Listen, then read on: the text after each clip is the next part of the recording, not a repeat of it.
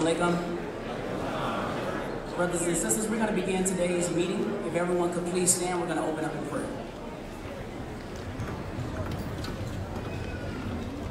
Assume a position that is comfortable for you. Attention prayer. Surely I have turned myself to thee, O Allah, striving to be upright. To him who has originated the heavens and the earth, and I am not of the polytheists. Surely my prayer and my sacrifice, my life and my death are all for Allah, the Lord of the worlds. No associate has he in this am I commanded, and I am of those who submit. O Allah, thou art the King. There is no God but thee. Thou art my Lord, and I am thy servant. I have been greatly unjust to myself, and I confess my faults. And I ask protection against all of my faults, for none grants protection against faults but thee. And guide me unto the best of morals, for none guides unto the best of morals but thee. And turn away from me the evil and indecent morals, for none can turn away from me the evil and indecent morals but thee. In the name of Allah, the Beneficent, the Merciful, all praise is due to Allah, the Lord of the worlds, the Beneficent, the Merciful, Master of the Day of Judgment. Thee alone do we worship, and thine aid do we seek. O Allah, guide us on the right path, the path of those upon whom thou hast bestowed thy favors, and not the path of those whom thy wrath is brought down, nor of those who go astray. Ameen. Please be seated, brothers and sisters.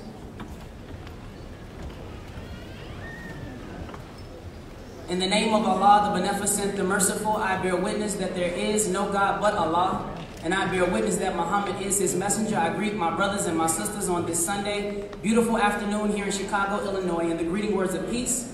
We say it in the language of our ancestors in our original tongue of Arabic. Assalamu alaikum. Brothers and sisters, it is a privilege and a pleasure to be here before you today. We thank each and every one of you who are here at Christ Universal Temple with us, and also those who are tuned in across the world via our live stream on NOI.org. We thank you for taking time out of your schedules to be with us as we celebrate our Holy Day of Atonement 2019. If you're not familiar with what the Holy Day of Atonement 2019 represents, this is the 24th anniversary of the historic Million Man March, where over 2 million black men came to Washington, D.C. on a Monday, took off from work, took off from family, took off from school, to come and not raise hell, not to make ruckus, but to atone and accept responsibility for our condition, for our community, for our families, and that was just never done before and never done after. But brothers and sisters, we want to move today's program along. Please help me to receive the National Assistant to the Honorable Minister Louis Farrakhan, Student Minister Ishmael Muhammad.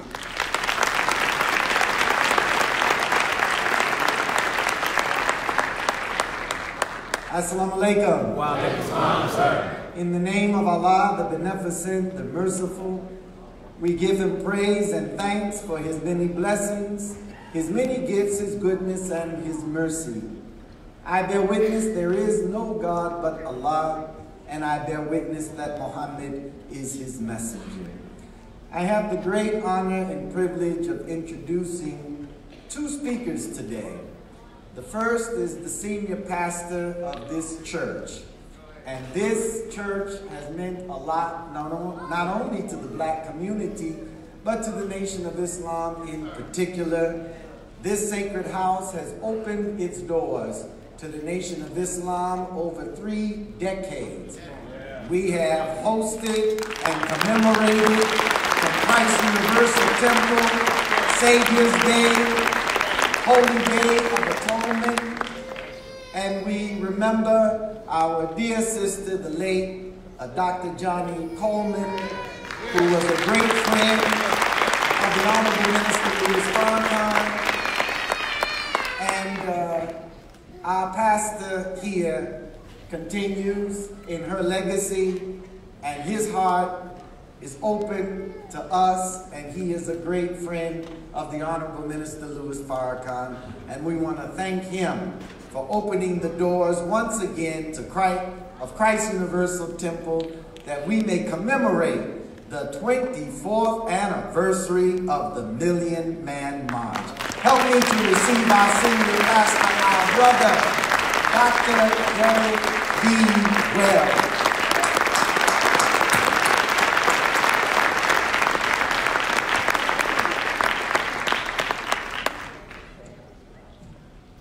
Assalamu alaikum. Wa alaikum salam, sir. On behalf of the entire Christ Universal Temple family, I am happy to welcome our Nation of Islam family home. Welcome home.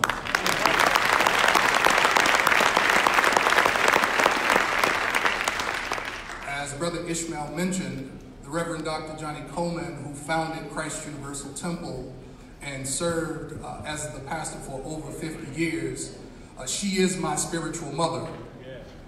And I'm blessed to have as my spiritual father, your spiritual father, the Honorable Minister Louis Farrakhan.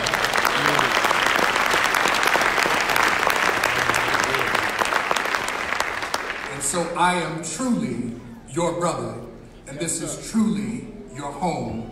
Happy anniversary. God bless you and have a wonderful service. I pray that Almighty God, Allah, will move in a mighty way on this afternoon. Assalamu alaikum.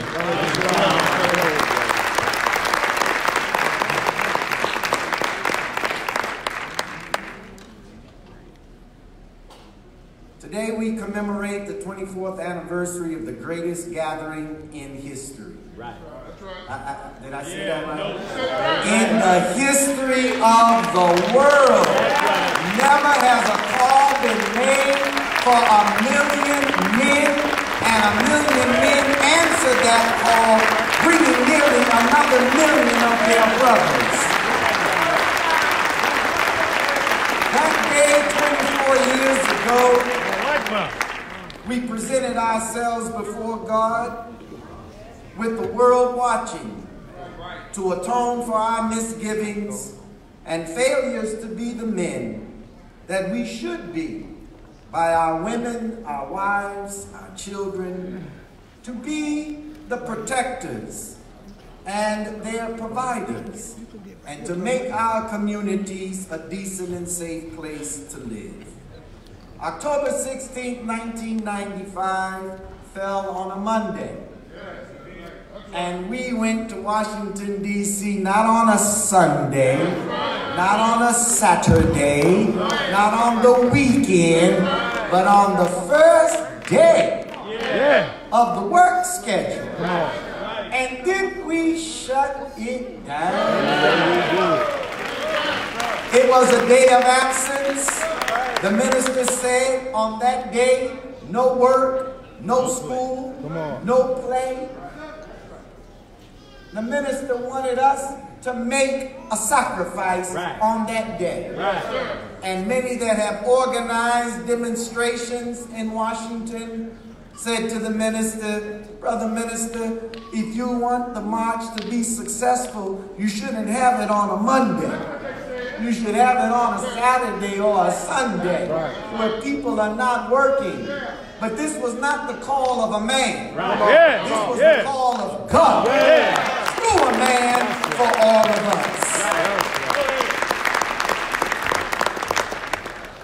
The government shut down on that day. President Clinton found an engagement conveniently in Texas not to be there.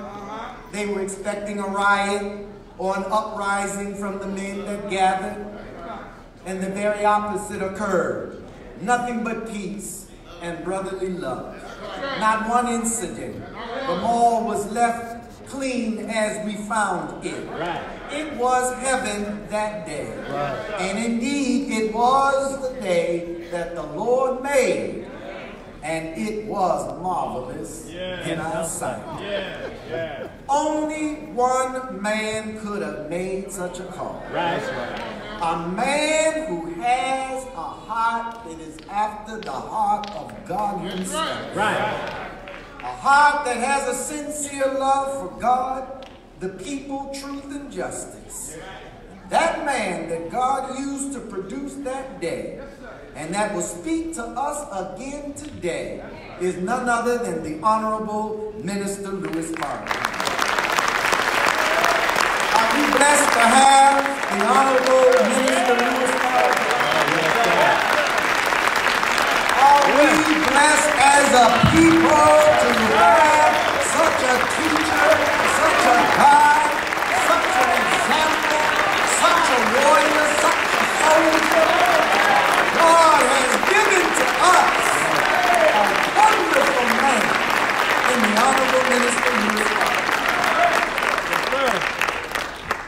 that day, 24 years ago, he introduced us to the great principle of atonement. When they asked Jesus for a sign, he said, no sign shall be given except the sign of Jonah. Jonah was a prophet to the wicked city of Nineveh. And it is the only city recorded in the scriptures that heard the warning of God and responded by going out in sackcloth and ashes. From the rulers all the way down to the little man in the street, they all came out and atoned. God holds that one city out to all of the wicked nations, to this very nation in which we live. That if you want to avert the judgment and the chastisement of God for what your rebellion has earned, you must atone. The minister introduced 8 steps of atonement to bring us back to one another, and above all to bring us into accord with God, and to give America a chance to right her evils and wrongs. And apparently, she has not listened. And now we're looking at the weather that the minister told us to watch. Brothers and sisters, as I conclude the Holy Day of Atonement, established 24 years ago at the Million Man March, was not a 24-hour day.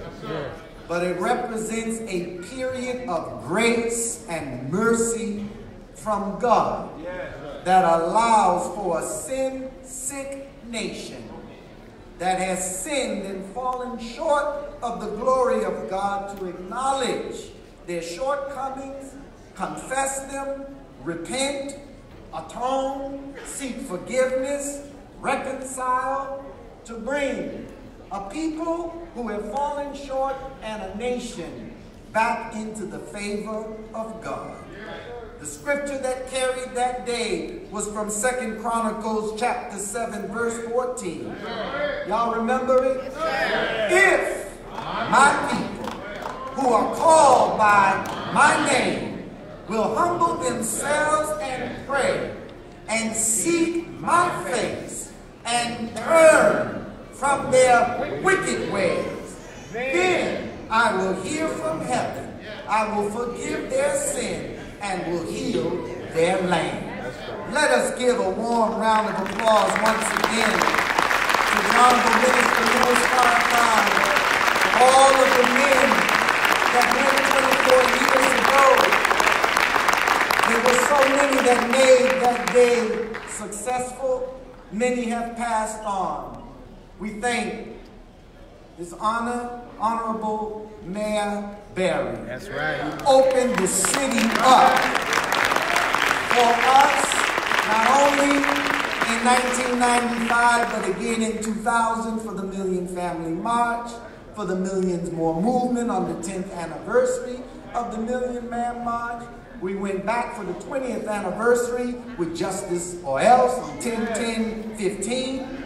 His wife, Paul Master Berry, Barbara Skinner, all of the women.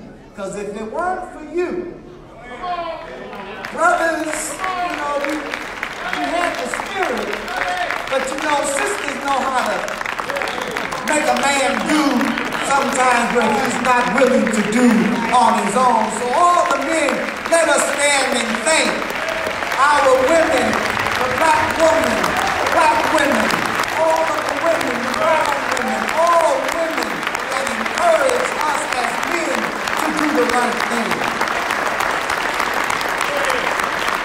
All praises be to Allah. Always run into danger when you start acknowledging names because you're going to forget somebody. But we thank the Reverend Willie Wilson of Union Temple Baptist Church in Washington, who did an extraordinary job in organizing the Million Man March, helping us to host it there in Washington, D.C., his family, his staff. Here in Chicago, we're joined today by none other than one of the great friends of the Honorable Minister Louis Farrakhan, the Reverend T.L. Barrett, who was very instrumental 24 years ago, the Reverend Albert Sampson.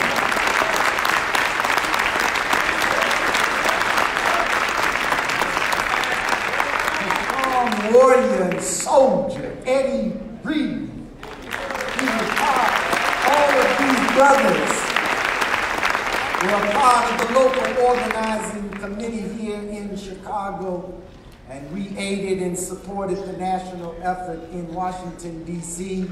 The late Reverend Maxine Walker. I love that sister. She was so beautiful. The sisters that supported the Million Man March was Doris Lewis. I was looking for her. Where is she? And Sister Zakia. There they are. They were out on the L trains, bus stops, with pluggers every day. Sister Florence Cox. These are the wonderful sisters. And there's so many. To our sororities, the fraternities, Father Flager. I mean, the list goes on and on. Our governor of talk radio, Cliff Kelly, WVON. Dorothy Heights. Oh, we can't forget our sister Dorothy Heights. I mean, once we start the list, we'll keep going. So let's just give a well-deserved round of applause for everyone that made the Million Man March the greatest demonstration and event in the history of the world.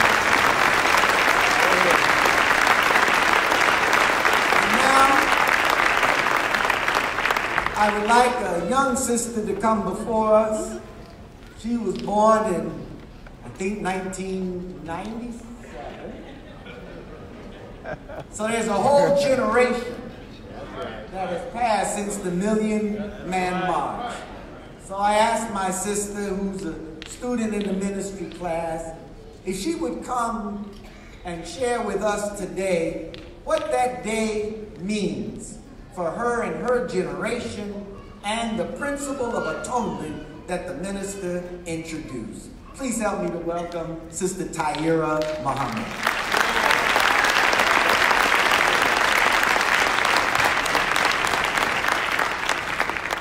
In the name of Allah, the Beneficent, the Merciful, I bear witness that there is no God but Allah, and I bear witness that Muhammad is his messenger.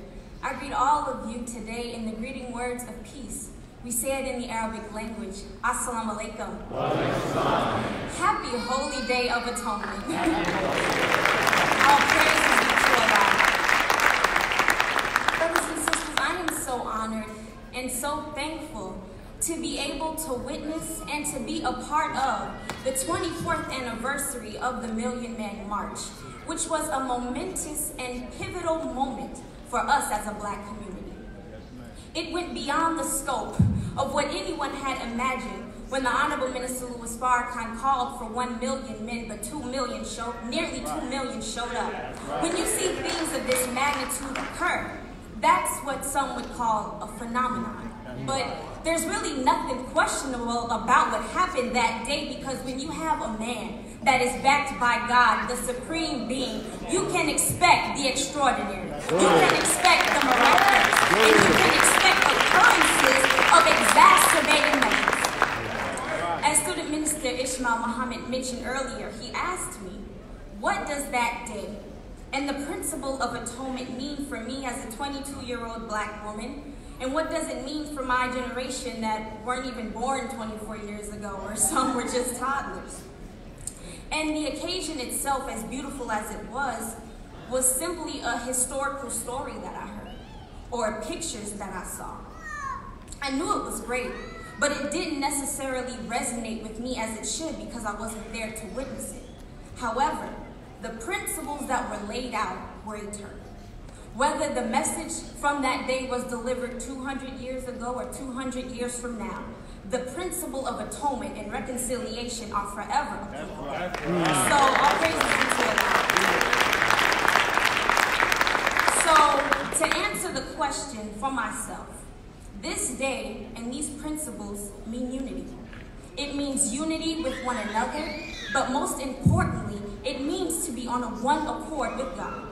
In the beginning of our program today, you heard our brother open up in prayer, and in that prayer he said, "Oh Allah, I confess my faults."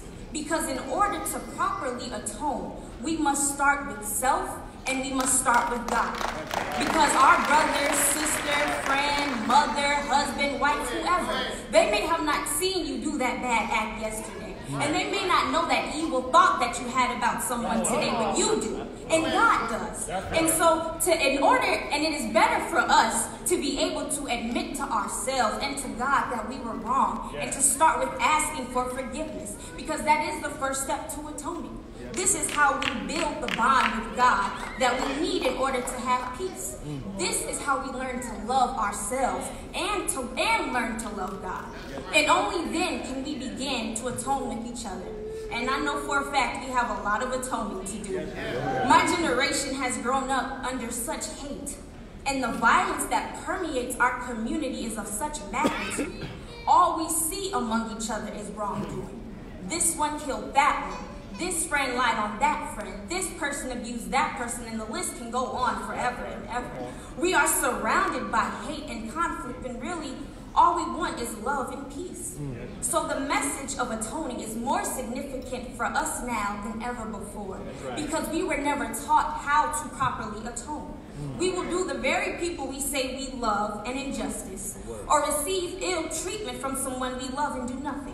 And the thing is, we know when we offend someone that we love, or when someone offends us, but the problem is that we are not in accordance with God first, so we fear facing the truth of ourselves and of each other. So we harbor everything in, and we keep ourselves in turmoil because we are not willing to right our wrong. The Honorable Elijah Muhammad said that the best religion is to treat others the way that you would want to be treated. All praises to Allah.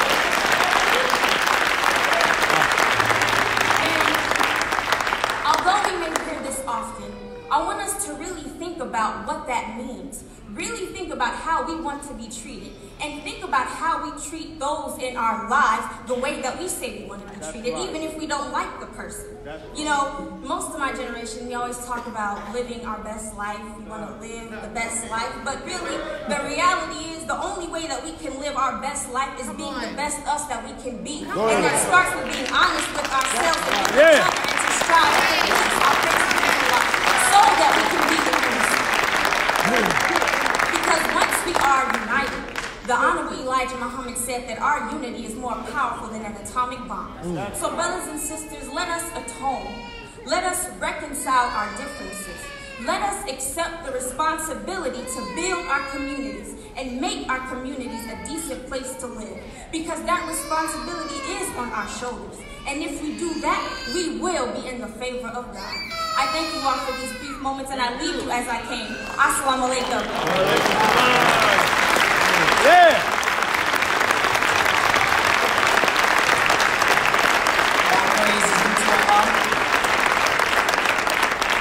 Brothers and sisters, we have a brief video clip.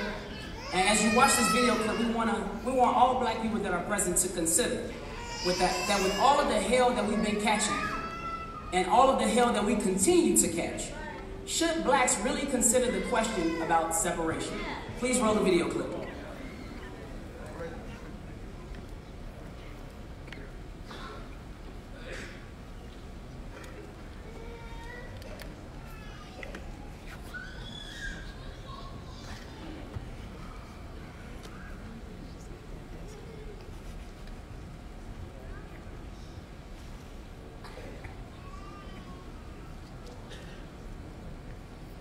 Bear with us, brothers and sisters, as they pull up the video. Give them one short moment.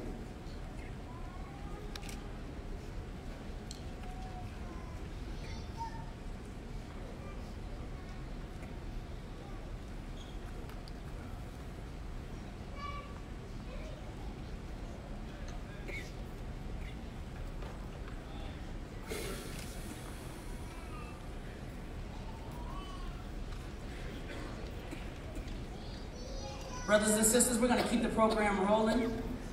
We may come back around to the video in a few once we get through the technical difficulties. But with that being said, brothers and sisters, we have another fireball in the student ministry class across the Nation of Islam. You know him, he's live, he's present. He's from mosque number 74 in Indianapolis. Please welcome brother student minister, Nuri Muhammad. Assalamu alaikum.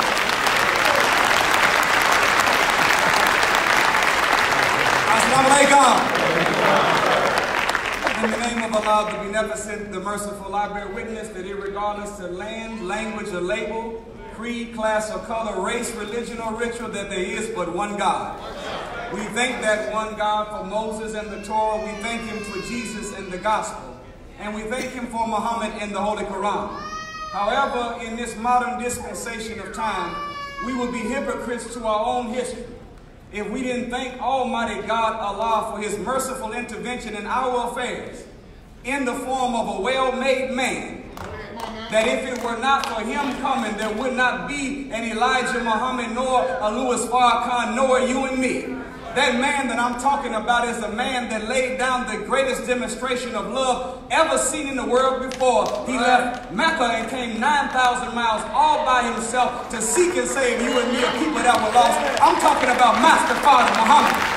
We thank Allah for his coming in the form of this well-made man. And we thank him.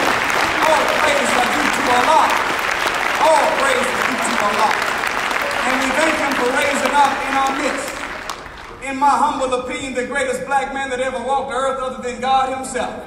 I'm talking about a Georgia-born black man by the name of the most honorable Elijah Muhammad.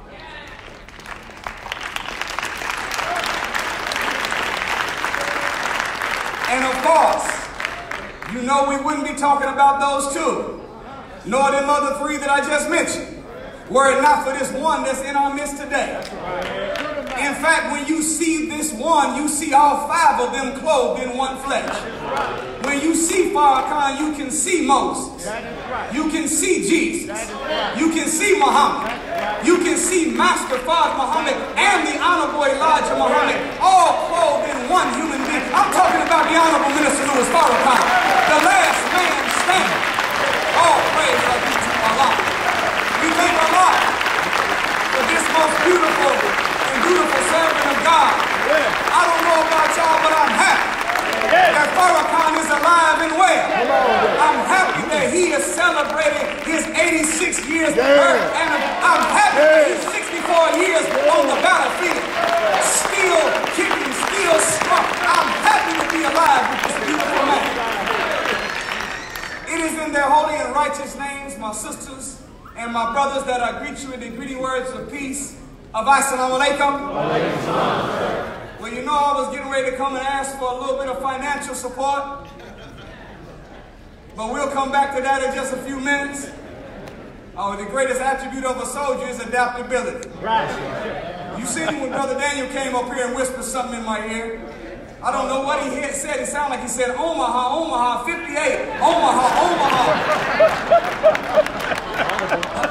Y'all know what I mean? Call her out. Yeah, go ahead. So we are pleased to state that at this moment, the video that will lay the platform and base and evidence to justify us being independent and free as a people once and for all is now ready. Let us give a round of applause for this video presentation on separation.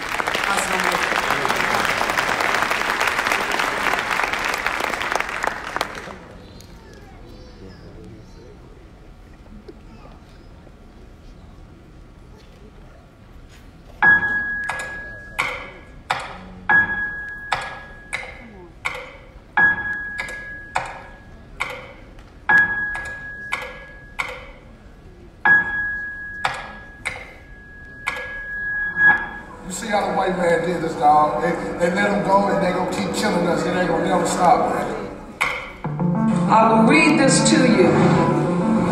We want our people in America whose parents or grandparents were descendants from slaves to be allowed to establish a separate state or territory of their own, either on this continent or elsewhere.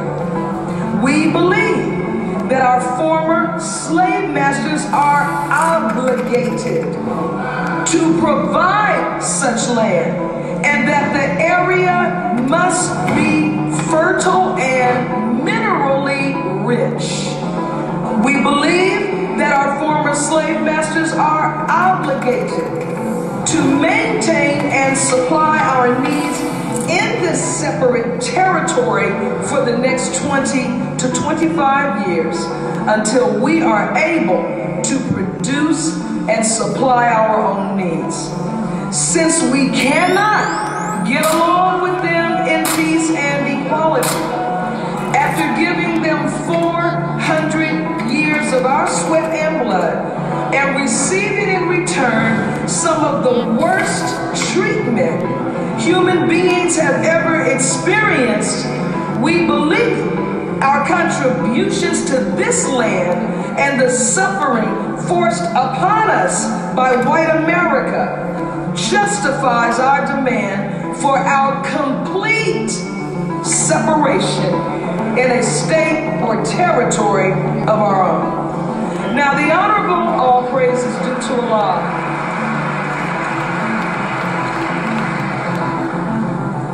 The Honorable Elijah Muhammad.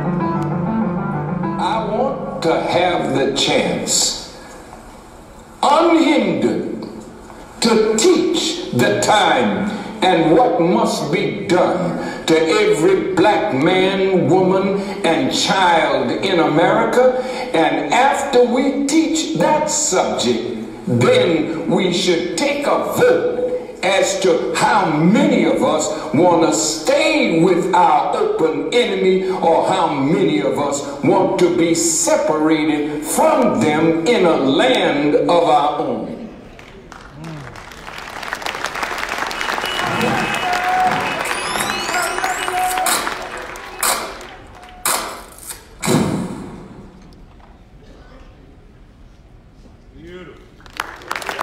Come on now, y'all can do better than that. It's a little before my time, but I think that Billie Holiday had a song that said that the Jews might have, and Chinese people might have, Mama may have, and Papa may have, but God bless God bless the people that have their own. We deserve our own independent nation that we can call our own, and we will never be able to achieve. The First Lady of the Nation of Islam has just took the stage. Mother Khadija Farrakhan, the wind that's been beneath the wings of the Honorable Minister Louis Farrakhan for over 65 years now. Mother Khadija Farrakhan, you can do better than that. You can do better than that. She's more valuable than Queen Elizabeth. More valuable than Mother whoever. More valuable. She's the First Lady of the independent black nation on earth. Mother Khadija Farrakhan has never compromised, never capitulated, never bowed down, stood by her husband's side for over 65 years, representing the truth and the freedom and independence of our people, not behind but beside every strong black man. There's always been a strong black woman. We thank Allah for this beautiful mother of ours. Oh, Takbir! Takbir! Takbir! And for our guests, Takbir does not mean blow up a bus. It means glorify God, and when you heard us say Allahu Akbar, it means Allah is the greatest. That's right. Dear sisters and brothers, it is very clear and apparent that to achieve the level of independence and separation from our enemies in a land or state or territory we can call our own, as presented on that video, that it's going to take you and I being together with one another in the bond of love and brotherhood and being in unity with one another. I wish you all could see what I see. You look so beautiful right now. I'm looking at Christians and Muslims, Hebrew Israelites, Moorish Science Temple, Black Nationalists, Pan-Africans. I'm looking at Catholics. I'm looking at Hughes. I'm looking at Deltas. I'm looking at Sigma, a.k.a. I'm looking at Church of God in Christ. I'm looking at Baptists, Methodists, GDs are in the building. Vice Lords are present. Crips are in the house. Laws are in the house. People own dope, people selling dope. We all together at one time with one family for the cause of the rise of our people today at Christ Universal Temple. All praise to Allah. This is what we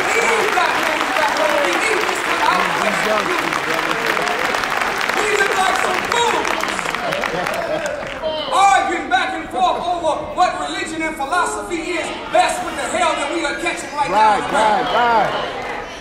We look like three people on the bank of a river watching a man drown. Here, one of them is a Christian, the other is a Jew, and the other is a Muslim. And the Jew throws his rope out to save the man drowning, and it's too short to save. Then the Muslim comes and casts his rope out to save the man drowning, it's too short to save. Then here comes the Christian, he throws his rope out to save the man drowning, it's too short to save. But the three of them got one or two options. Either they can stand on the bank of the river and argue over whose rope is the best, or they can use some common sense and tie all three ropes together and put it out there to save that man that's drowning. We need that in Chicago. We need that in New York. We need that kind of operational unity where we stop spiritual sex tripping, religious gangbang, and come together under one flag. And I have to tell you, sisters and brothers, the principle of organization is the recognition of one leader. And when you study the horizon, you'll find that all of the leaders that have popped up, they've all capitulated. They've all bowed down. They've all compromised with our enemy. But there's one black man that has never bowed down, never bucked down, never scratched where it doesn't itch, never asked for nothing was fine. No matter whether the Jews come against him, the government, the CIA, FBI, ATF, hot James, hypocrites, he's never stopped being on the side of the street. I'm talking about the Honorable Minister Louis Farrakhan. He's that one man that we can build the organization around. All praise to him. So we appeal to you, sisters and brothers. You can tell by the way that we talk that we're not going to get any funding from the faith-based initiative campaign of Donald Trump. You can pretty much tell by the way we're talking that if we go to Chase Bank, they're going to chase us away. If we tried Key Bank, they locked the door when they seen us coming. And if we tried Fifth Third, you know they wouldn't give us that since we 3/5 in the Constitution. So the Honorable Elijah Muhammad said the hell with Chase. The hell with Fifth Third. The hell with Citibank. No, my bank is with the hearts of my people. And as long as I have love from them, I will never write a check and it come back insufficient funds. Today, sisters and brothers, we're asking you today to make a contribution to show an expression of love and gratitude for the over 64 years of labor of the Honorable Minister Louis Farrakhan and the transformative work of the Nation of Islam. Can y'all help us out? It's clear with all of those enemies that we've named that God is backing the Honorable Minister Louis Farrakhan.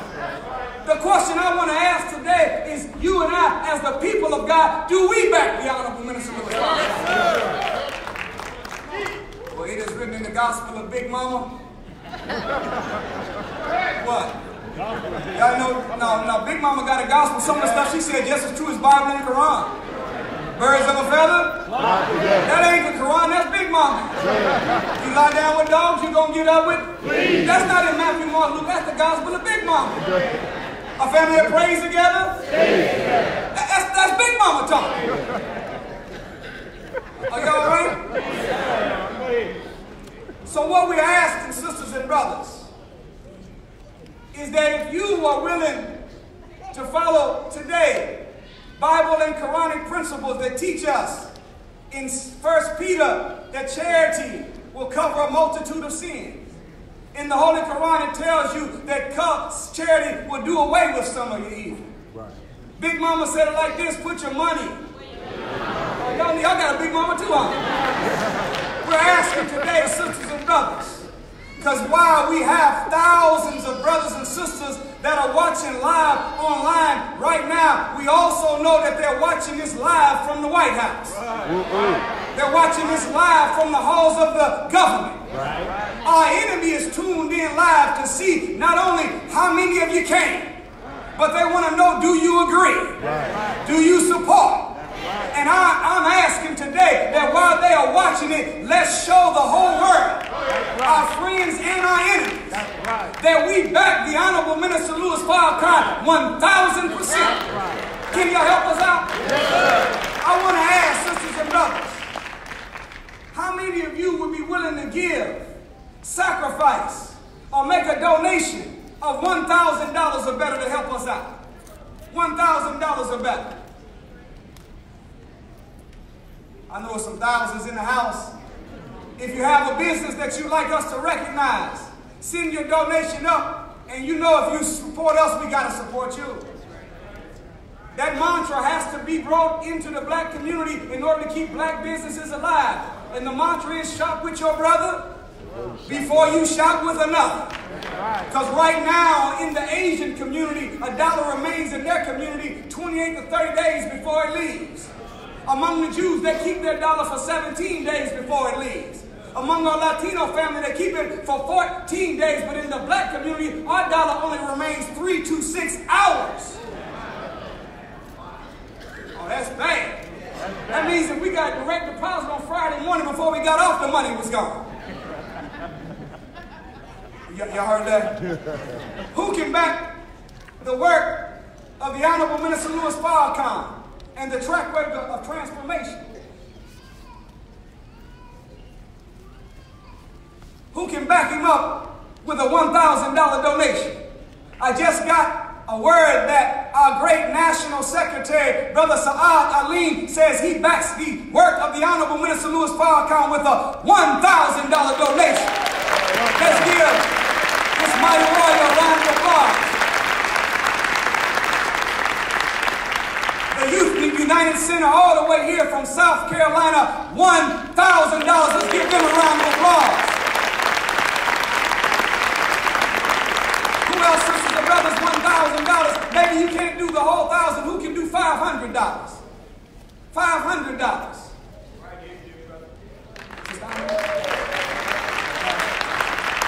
Our wonderful sister, aid and companion to the Honorable Minister Louis Farrakhan, Sister Amina Muhammad, said she backs up the work and the ministry of her teacher with a $1,000 donation. Let's give our Sister Amina a round of applause.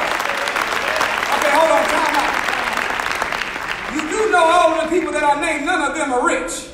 That's right. Y'all clapping like you with the old bourgeois clap, like, show some love for your sisters and brothers that are making a sacrifice to give a $1,000 donation. Blacks Underground Recycling sends up $500. Let's give them a round of applause. Blacks Underground Recycling. Our sister Wendy Muhammad coming all the way from Washington, D.C., $500. Thank you, Sister Wendy. By way of Indianapolis. Our brother Leonard Alexander said, County Man, he has $500. Let's give Brother Leonard a round of applause. We can match those brothers and sisters with a $500 or $1,000 donation. How many of you, maybe you can't do a 5, maybe you can't do 1,000. How many of us are willing to, at this point, to just donate a half a pair of Jordans? Just $100. How many of us can do some 100s? Now you know 100 barely gets you dinner for 2 nowadays. I see my brother and great pioneer friend of the Honorable Minister Louis Farrakhan, Brother Thomas Jihad, $100. Thank you, Brother Thomas Jihad. I see our great editor of the final call, Brother Richard Muhammad, $100. Give him a round of applause. Our great warrior student minister, Hafiz out of New York, $100.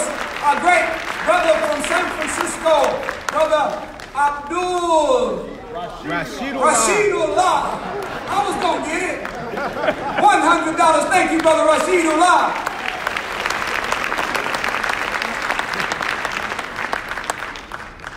Sister Sharon Muhammad says she doesn't have 1 or 5. She has $1,000. $150 from the NOI research team. Brother Enoch and the Hip Hop Detox, $100.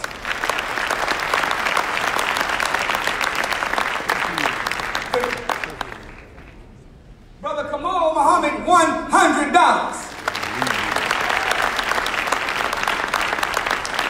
I was wondering, did they come? Everywhere we go, the Anonymous family is always present.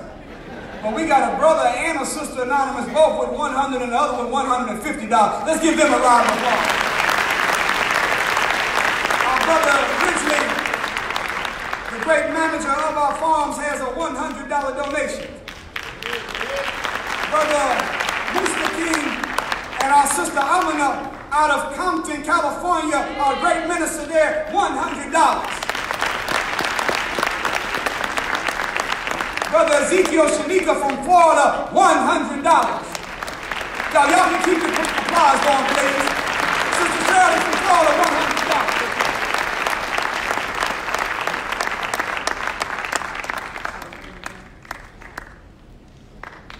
Brother Farley Jack, Master 3.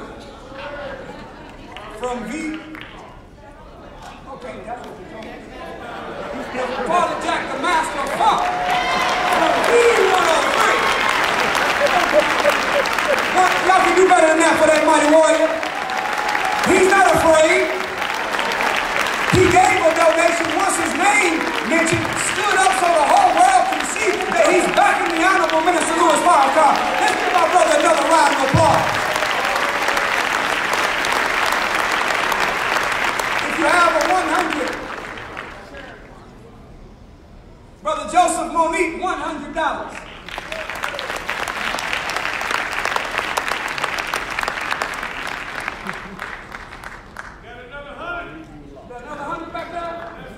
Student Minister Rasul Muhammad, $100. My brother Waleed Yula, $100. Let's give him a round of applause from San Diego, California. Our brother all the way from across the pond in London, England, Brother Abdul Hakim, $100. Let's give our great minister from the UK a round of applause.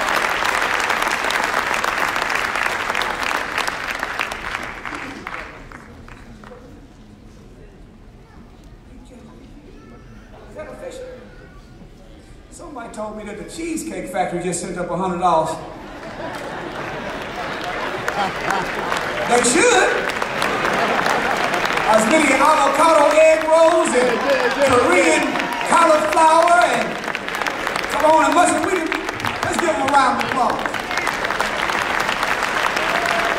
And the great Dr. Reverend Al Sampson said, counting in, he has $100. Brothers and sisters, we are now at that time that we've all come from near and far to be a part of. We just got word that the Honorable Minister Louis Farrakhan is present. Are you ready, people of God, to hear the word of God from the man of God? If you would, whatever you have, take it out right now. It can be a 50. How many of you can do a 50? Raise your hand. Let's give them a round of applause. How many of you can do a 20 or better? How many of you can do some 10s? How many of you can do at least 5? How many of you can do at least a couple of dollars? Anybody didn't raise their hand, elbow them right now. But whatever you have to give, whether it's $1, a $5, a 10, a 20, or a 50, we ask if you would please put that in the receptacle at this time. And let us give a collective token of appreciation by applauding all of those who made a donation today to help out the transformative work of the Nation of Islam under the leadership of the Honorable Minister Louis Farrakhan. You can do better than that for your brother and sister. You can do better than that for that sister sitting next to you and that brother in front of you. I just got word. It's a blessing to give in the public, but it's even more of a blessing to give in secret. Somebody behind me said that they don't want any individual recognition. But from brother or sister anonymous, we have a $3,000 donation. Let's give it up for them, brothers and sisters. Show your love. If somebody does what we wish we could do, the least we can do is show our appreciation for it. Thank you so much, sisters and brothers. We are honored that you could give whatever you could give, and we salute you and applaud you even if you had it in your heart to give but could not find it in your pocket.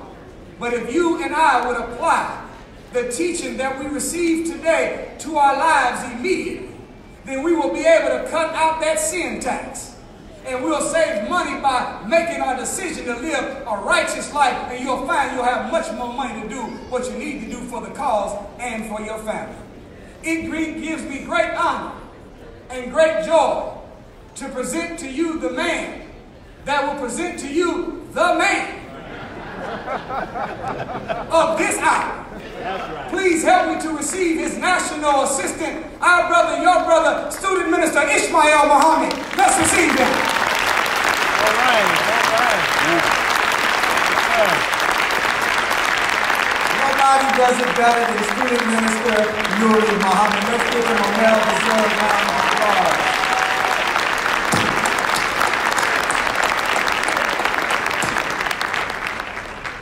Earlier, I missed mentioning a very important individual that helped make the Million Man March a great success.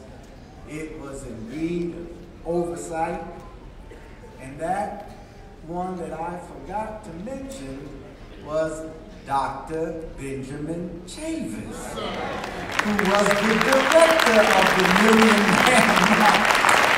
Thank you.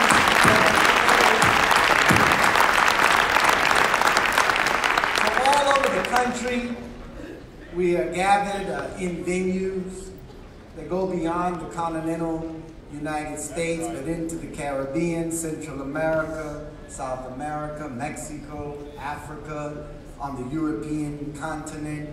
Our European representative is here from Europe, and all over they are watching our program today as we commemorate the 24th anniversary of the Million Man March. I have the great honor once again to give way to our brother. Yes, sir. Brothers and sisters, I would like to just lay a few words for our consideration to help us when the minister comes before us to understand who we're looking at, who we're listening to. We said earlier that atonement represents a period of grace given by God to the people to right their wrongs. Before God punishes the people for what they have earned, for their rebellion against him, he always extends mercy. The God is always reaching. The God is always pleading. He's ever appealing to the people. In the book of Ezekiel of the Bible, it tells us about a son of man who was placed among the people as a warner, as a watchman. Yeah. And the watchman is placed among the people. And when he sees the hand of God, the sword of God coming against the people, the watchman alerts the people, lets the people know that God's wrath is at the door. Our beloved minister has been a faithful warner. Farrakhan is not before us of himself. You know by listening to him that you are listening to the word of God. And you're witnessing the man of God. Many have come to see him as a messenger of God, a prophet among us. Well, if you see and know him to be a man of God, given to America, the last of the nations of wickedness and tyranny and evil on our planet. That's right. And the Bible tells us of a mystery Babylon, and a modern Rome, and a modern Egypt. Well, if America fulfills the modern Babylon and the modern Rome and the modern Egypt, then there has to be a modern man of God given to the modern world. And the present day Babylon and Egypt, the minister has been a watchman. The minister has served us faithfully. The minister has given his all to us. He's lived longer and served longer than any of our great leaders before him. 64 years, going on 65 years, and 42 of these years absent. His teacher, the Honorable Elijah Muhammad.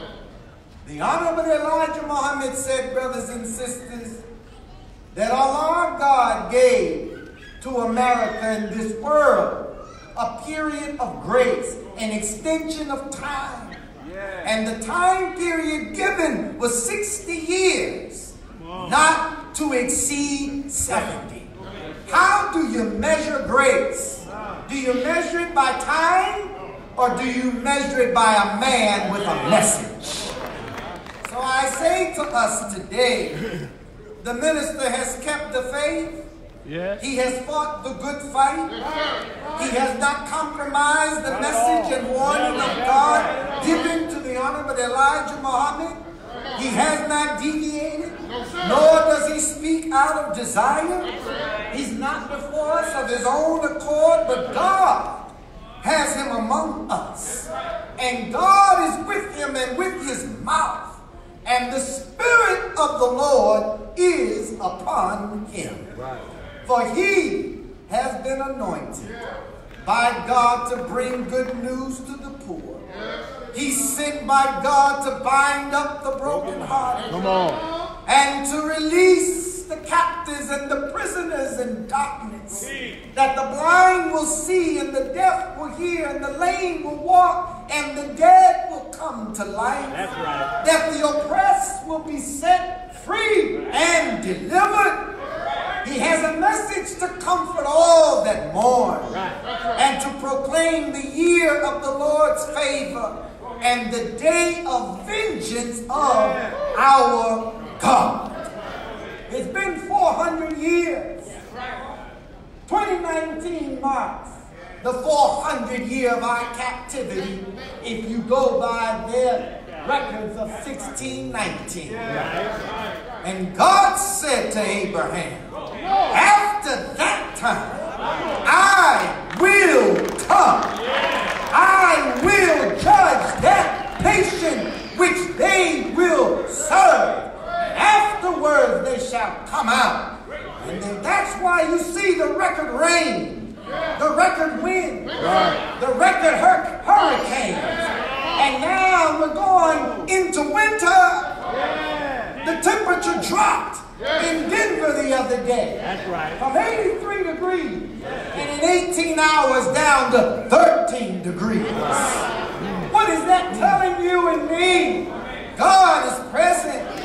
God is angry. The wrath of God is visiting America for her evil and her wickedness because she has not repented.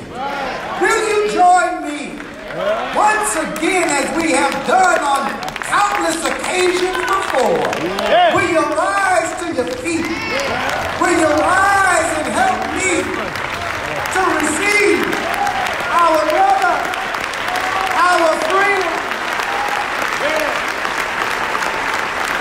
the Honorable Minister Louis Farrakhan?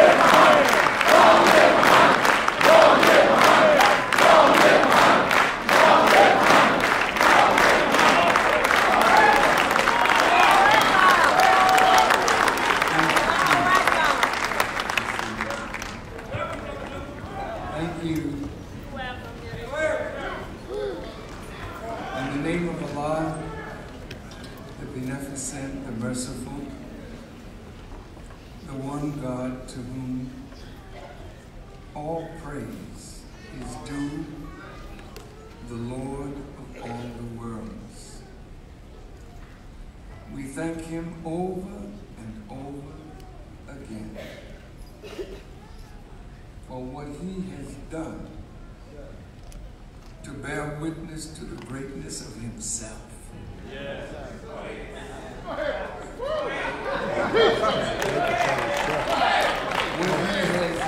done. Yes, yes. That allows us to testify to his greatness. That there is no God but the one God, the creator of it all. Yes, yes. And we are grateful. Yes, we are. To be the supreme beings of his creation. That's right.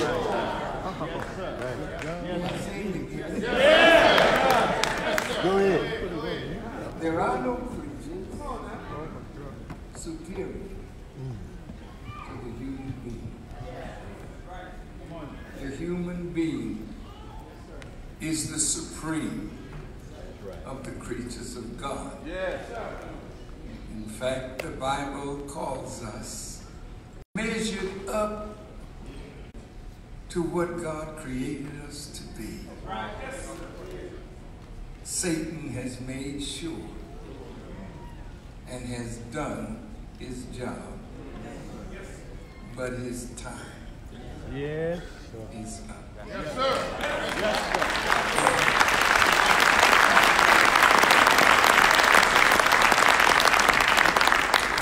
We thank Allah for all of his prophets and messengers and the scriptures which they brought. We thank him for Moses and the Old Testament Israelite prophets. We thank him for Jesus and the gospel and the apostles who gave us what is called the New Testament. We thank him for Muhammad ibn Abdullah, the great prophet of Arabia, who brought into the world a final book to finish out the 6,000-year work of Adam and Adam's progeny. But we are entering into a new day now, where God and his Christ has come to take over the rule. Wow. You got it. Yeah. What I'm saying. Coming out. You gotta stop that. How are you doing, sir? I love you much. Thank you.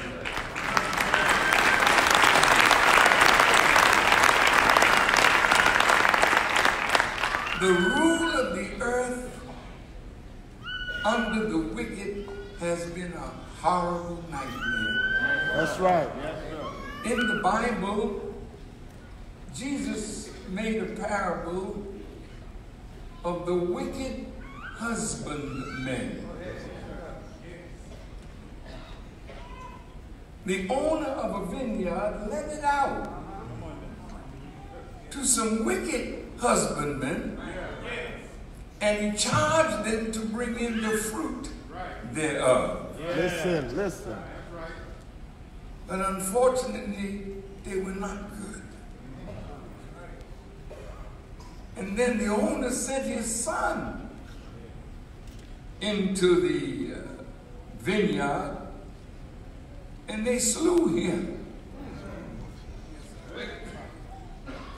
And you know, the wicked will always try to slay one who presents an example. That's right. Of what righteousness That's is. right. Come on. Yeah. Yes, sir. Yes, So the wicked rulers couldn't stand the sun. That's right. Because a clean glass makes a dirty glass look just like it is. Right. Go ahead. So they tried to kill the sun, and they did. So Jesus asks a question. He said, what will the Lord of the vineyard do when he comes? And they answered, saying, Listen. Yes. he will utterly slay them.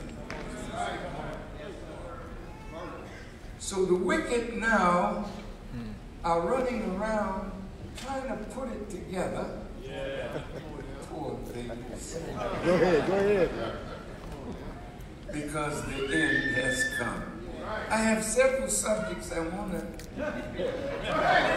Help yourself.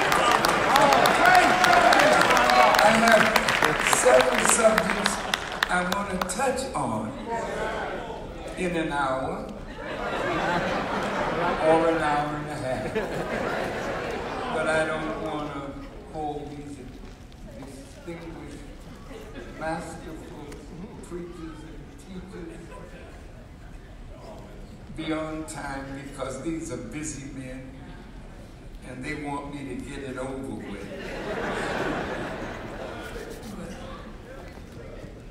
Moses and Jesus. Jesus and Muhammad. Brother Ishmael, as he was introducing me, said God had come to fulfill his promise. That he would come. And he would choose a people that were no people at all. A dead nation of a once great living people. Styled as the dry bones in the valley. But he would choose them as his people, and he would be their God, and he would raise them from a dead level. Some of the wise ones among us say to a living perpendicular. I say the wise ones say. The foolish don't know what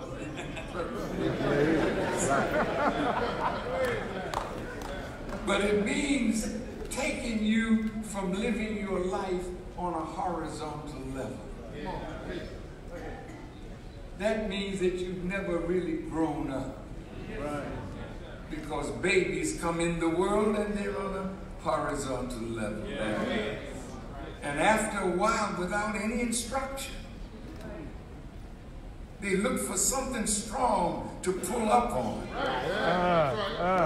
And they start standing up perpendicular to the earth. That's what it's called, a living perpendicular. Now you grow up into physical uprightness. But it's so sad that we live our lives after the beasts of the field and the serpents and the snakes of the grass.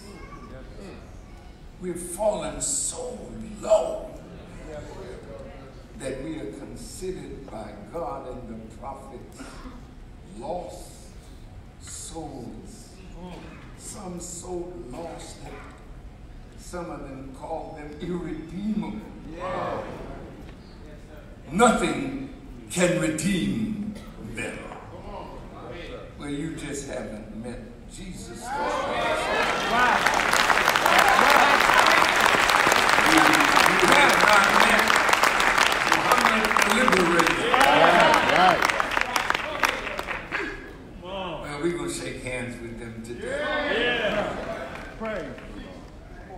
I greet all of you, my wonderful brothers and sisters with the greeting words of peace, and we say it in the Arabic language, Assalamu alaikum. Wa alaikum salam, sir. 24 years ago, Yes, sir. Yes.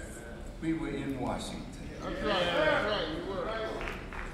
Doing an impossible thing. That's right. Yes, sir. We called for 1 million men to come to Washington. That's right. Not to picket. That's right. Right. Not to beg the government. That's right. But to atone Yes, sir. to God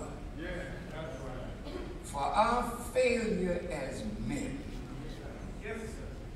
to shepherd our families, Yes, sir. Yes, sir. to be the guides of our people, the guides of our family, the good husbands of our wives, good fathers for our children, but we knew we had messed up.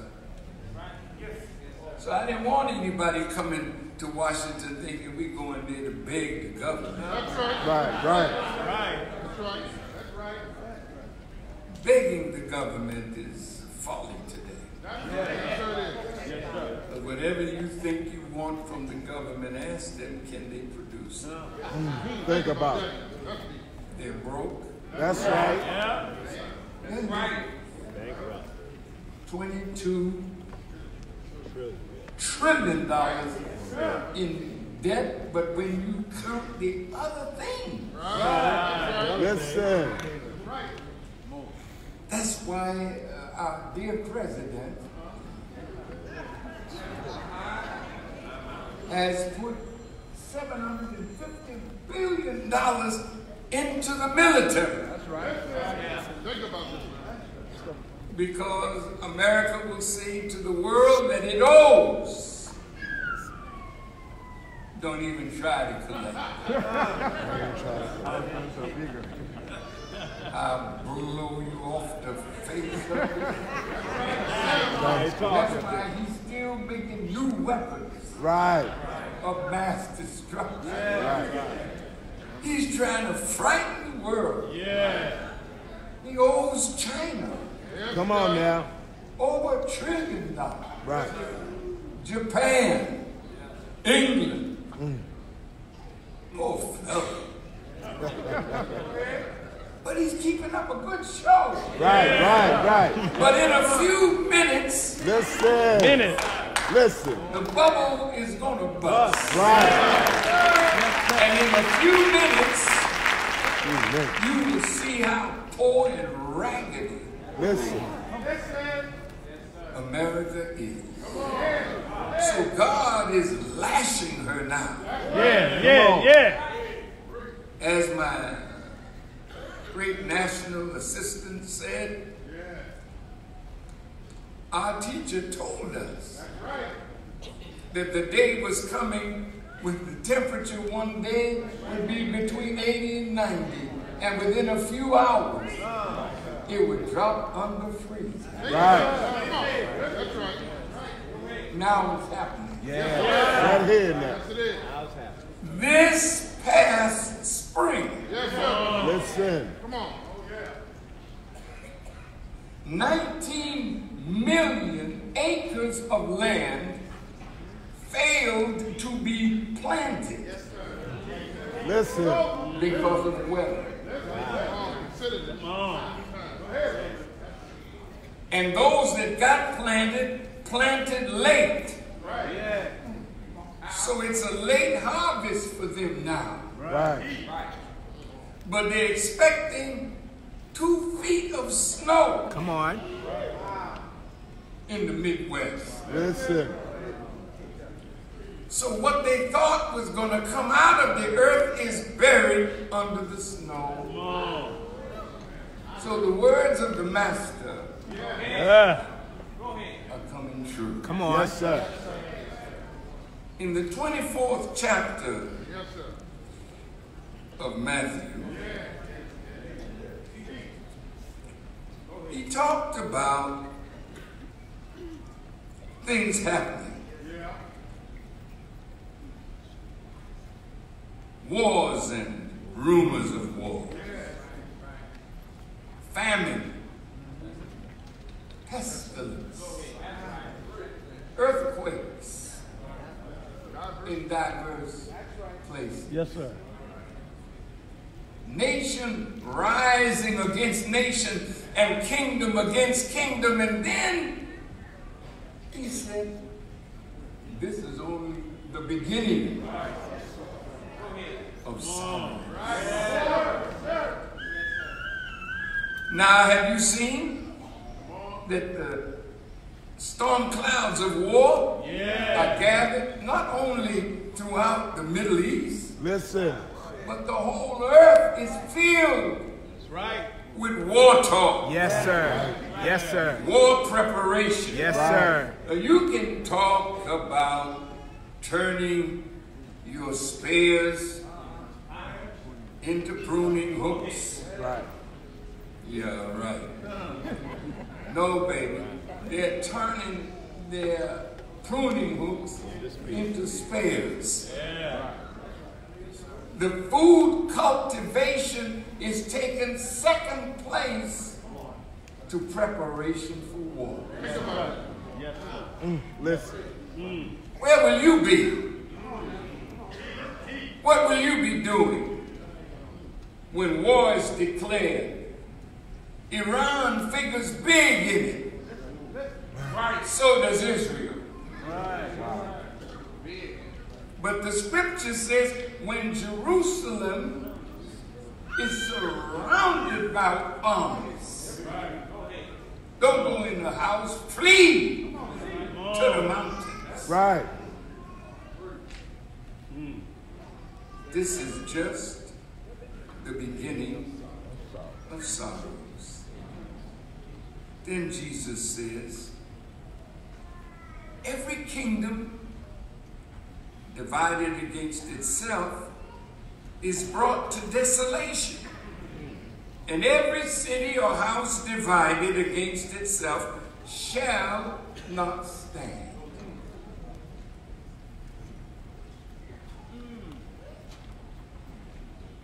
And if Satan casts out Satan, he's divided against himself. So how then can his kingdom stand? And they said that Jesus was doing his work by the power of Beelzebub, or the devil. That's what they said. So if he is casting out devils, but is a partner of the devil, then in that action, the devil's kingdom is coming down. Jesus is on scene. Yeah, the people want to get rid of their devils. Wow. You say what? Farrakhan, wait a minute.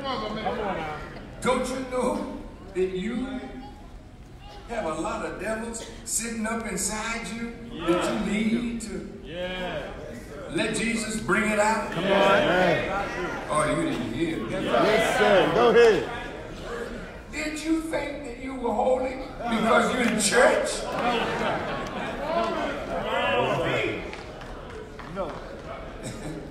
Don't deceive yourself any longer.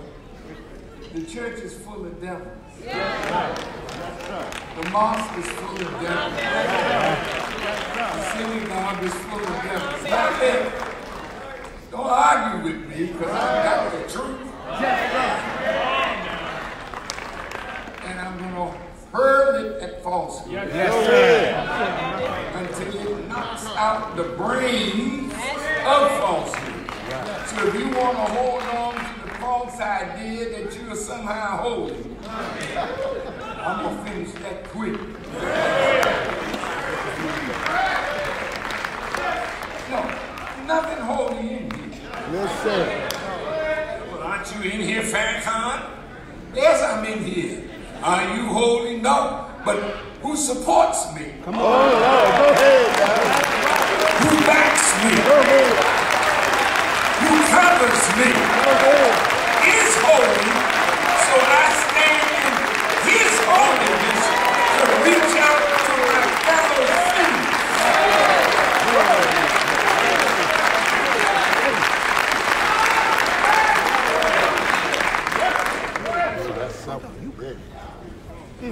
Moses met God? Come on, yeah.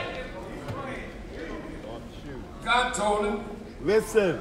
take off your shoes. Come on, dear minister. Come on. The ground where you stand is holy. Yeah. He didn't say, Moses, you holy. Right. He said, the ground where you stand is holy. Because I'm standing here with you.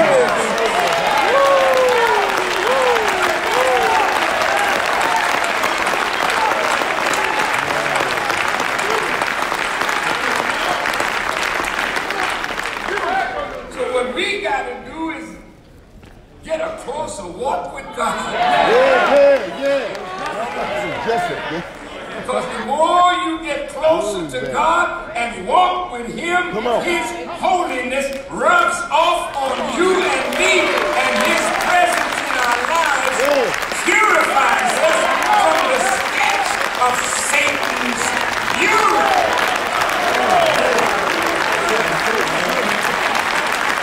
Because Satan is like a snake and a skunk that has urinated on the human family.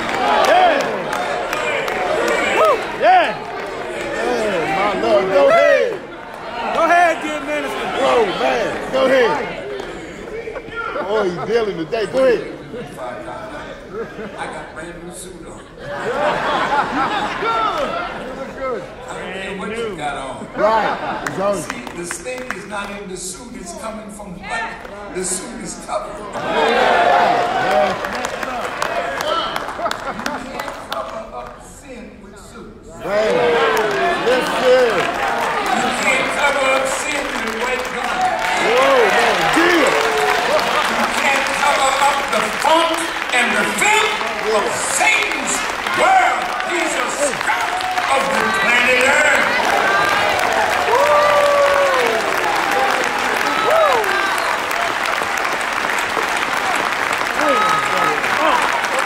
Go ahead.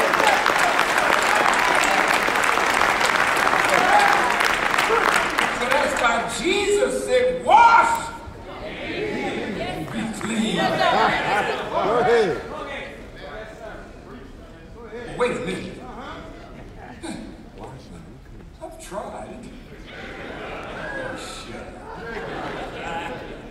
You haven't tried hard enough. Right.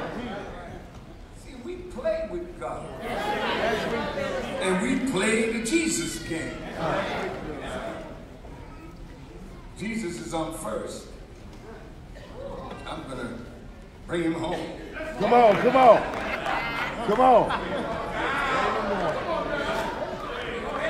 But Satan is plenty. Man, go ahead. Come on, dear minister. And Satan's helpers are catching. Right, go ahead, man.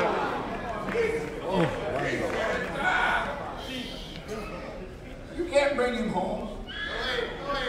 He knocks on the door of your mind and your heart. And he's asking us, let him in. Right. I didn't say sing him in. Come on. I didn't say dance him in. Right. Go ahead. Wow. Time for foolish worship. Which is disgraceful to God. Disgrace. It's holiness that he wants. It's righteousness that he wants. Yes, sir. He knocks.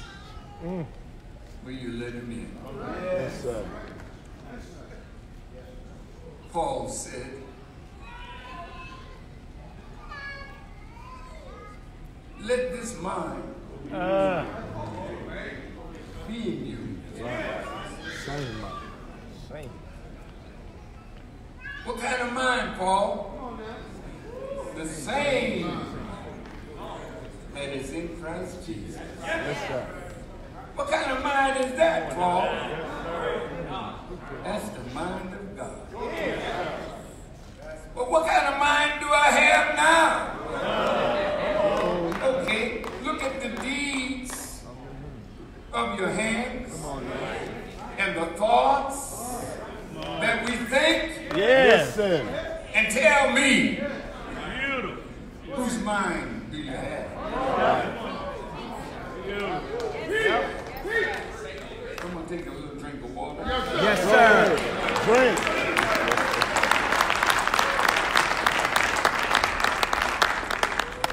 Time for playing games with God is all over. He's very disturbed.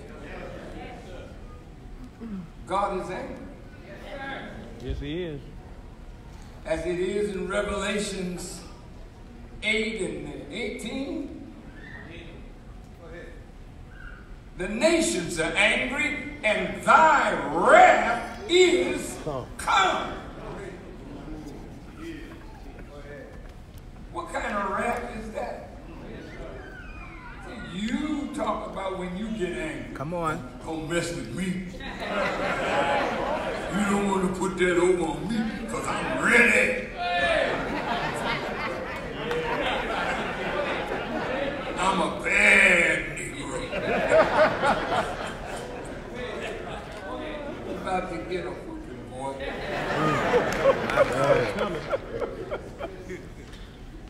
You're not bad enough to hold God off from his chastisement of us for our failure to follow the guidance of God.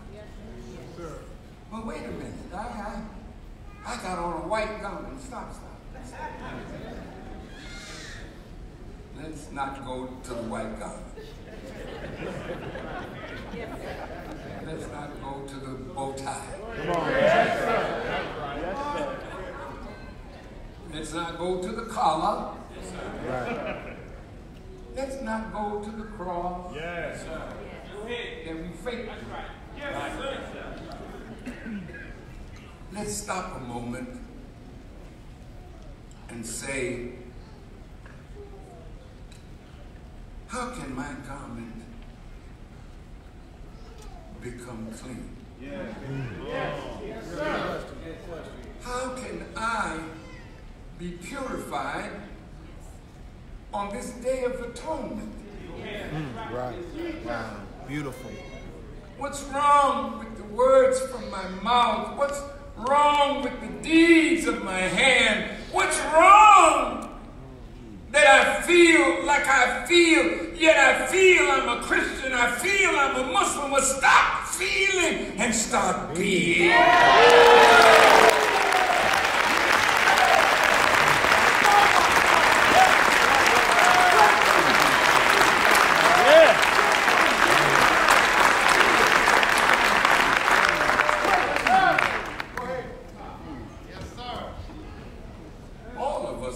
Better than what we are. Yes, sir.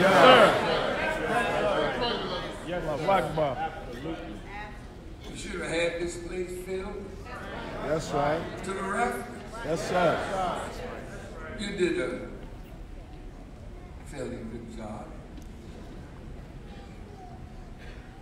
But you didn't work hard enough. Listen. No, sir. See, we've got a president that's always talking about fake news. Fake news.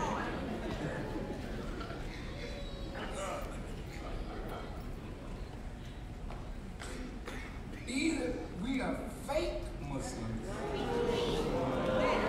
or we're real. Either we're fake Christians or we're real. Either we are fake Jews or we're real.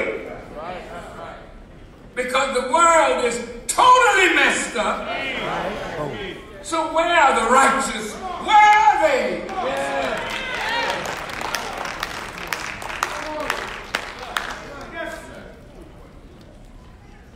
We in church. But Satan laughed. I got him.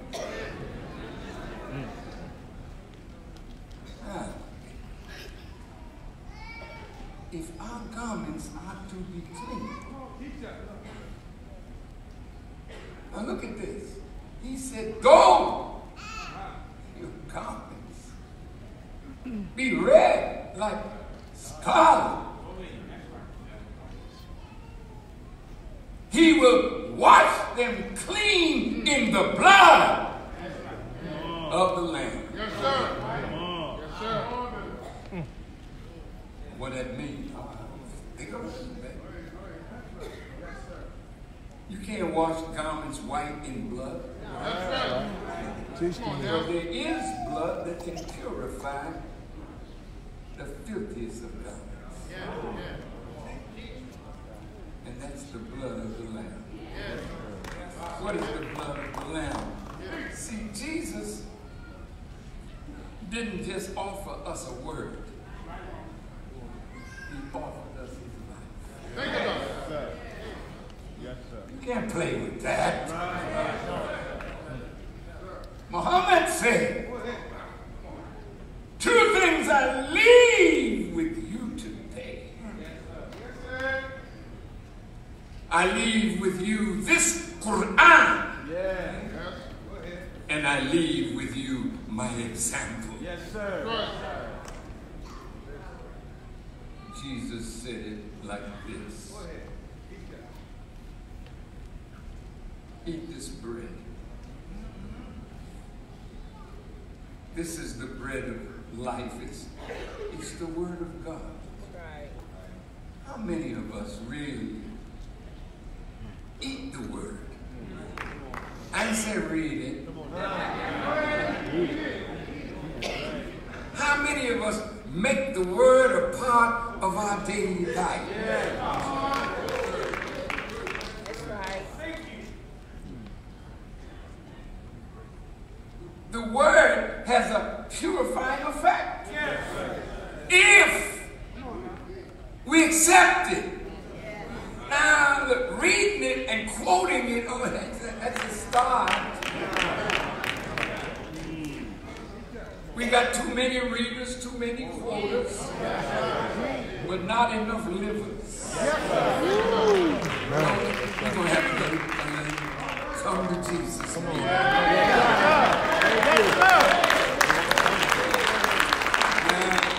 if it gets hot, just get a fan. Fan wherever it is hot.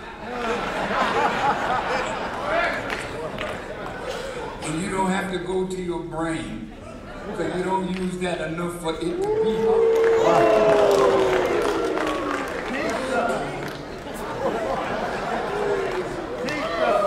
What did I holy house? I love being at CUT.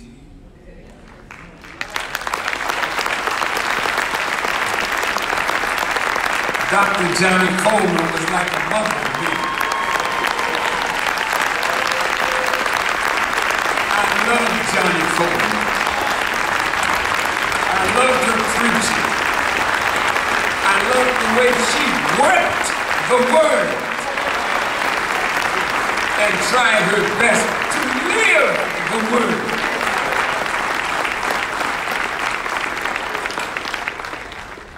That's my job. I carry her in my heart. She's Christ conscious. If you're not conscious of Christ, you got him in your mind all the time. So when Jesus said, you take this wine at communion and drink it.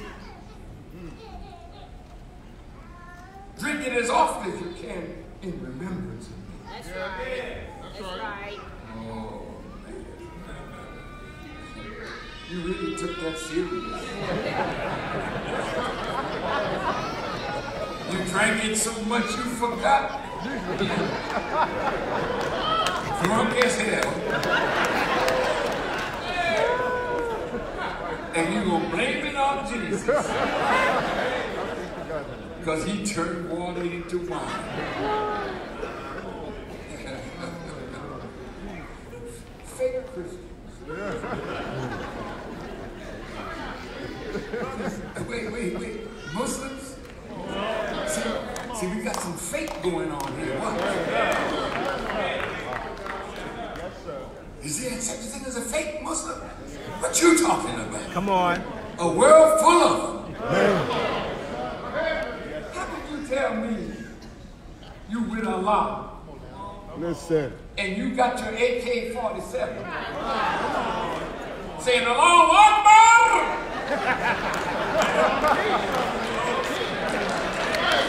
And the person on the other side is saying Allahu Akbar. See, all them Allahu Akbars cancel God out.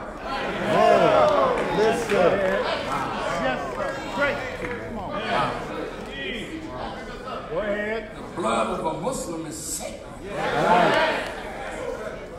The property of a believer is sacred. What do you got a gun in your hand against each other for?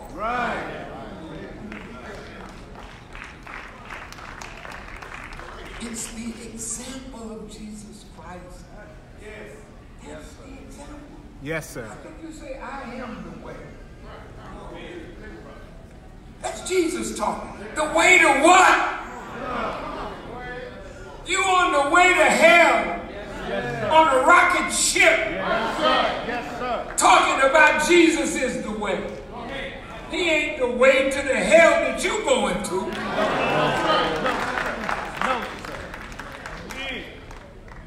See, he's the end of fake Christian, fake Muslim, fake Jews, fake religious practices that extol the virtue of God and the virtue of the prophets of God, and yet are lying in the gutter like a cheap prostitute.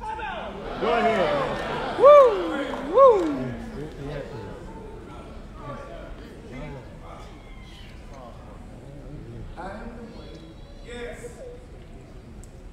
I am the truth. I am the life. You are. No, I ain't going there. That's right. But I'm a lot better than a lot of people. Yes, sir. Yes, sir. But I will not ascribe to myself Come on, minister. what only God could ascribe to me. That's right. That becomes vanity. That's right. I'm trying. Listen to me. Listen to me. I'm trying to show these how to live. Yes, sir. That's right. The rulers of this world don't like Farrakhan. That's right. That's real. And I don't give a damn.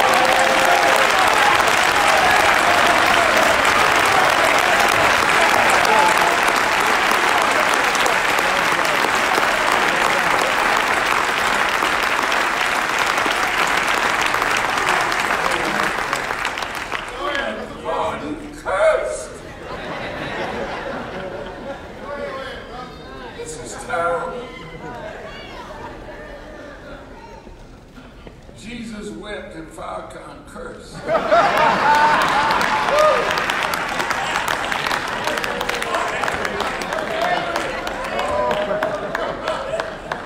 He cursed like the Jesus I know that went into the synagogue and started robbers out of the synagogue who was using the synagogue as a place of money change.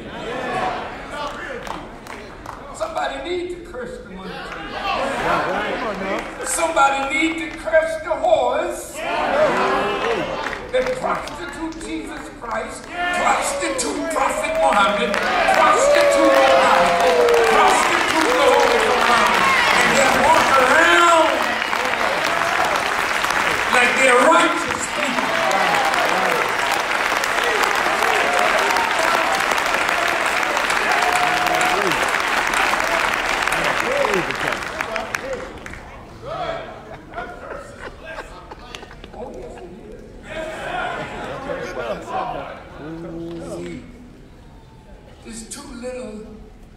rebuke, correction, exhortation.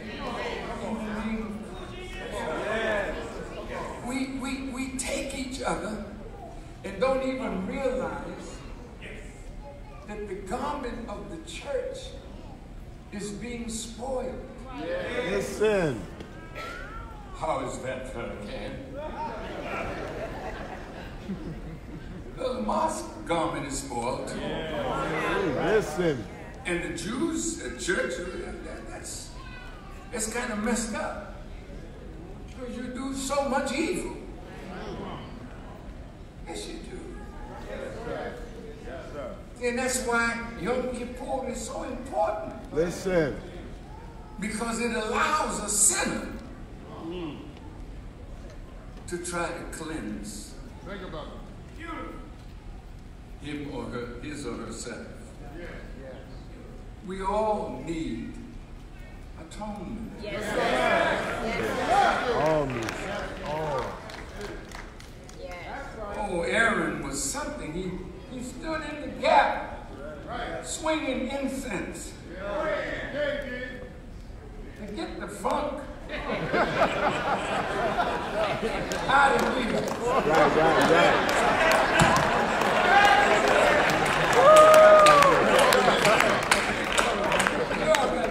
Right. But no, I didn't cuss. Go ahead, you all right? Go ahead. I did not. But we got to get the funk out of here. Out of the mosque. Out of the synagogue. Out of the religion. And then get the funk out of the world. And get the word out of God.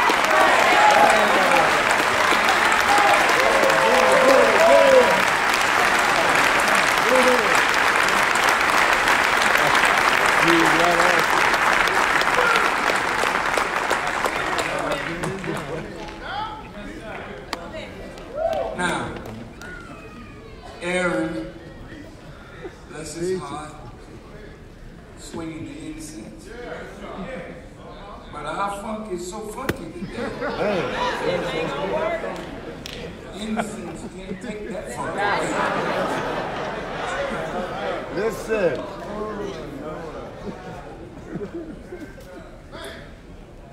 I heard all the great candidates the other night. Come on. Oh, they was singing the praises of LGBTQ plus. Love.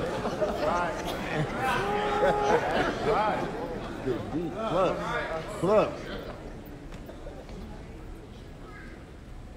You can't tell me that Jesus don't love queer people.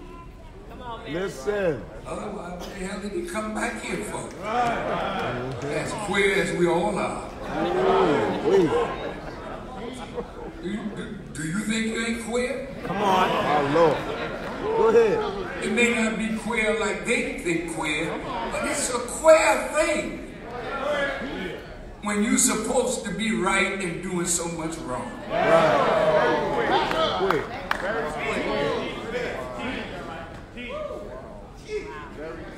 Yeah, people want to be the president. I promise on the first day of my presidency, Go ahead. I will make sure that the beautiful, colorful flag of the LGBTQ plus will fly over the White House. Oh, wow. Go ahead. First day. This is something. Yes. One man says, if they don't accept gay marriage, we ought to strip the church of being tax exempt. Listen. Oh! Man, listen. Oh! Right there. punk in the church?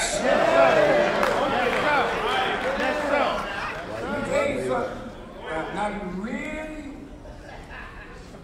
playing with death. Listen. God killed a lot of people in the past. Yes, sir. Yes, he did. That ain't nothing compared to what he gonna kill in the present. You mean to tell me as a government, listen, if my church does not celebrate gay marriage, I'm off the tax exempt status. You have exalted what God has condemned, yes, sir, to the point where if I stand up for God, you're going to tell me that you're going to take taxes away? See, let me tell you something. See, I represent God. Ain't no ifs, ands, or buts about it. Wait a minute. I'm going to tell you what you're playing for. come on, tell us the holy apostle. God don't give a damn about killing you. You killed so many before you. But he loves you. But wait, those things don't go together, kill and love. See, but if you love God, you kill wrong person.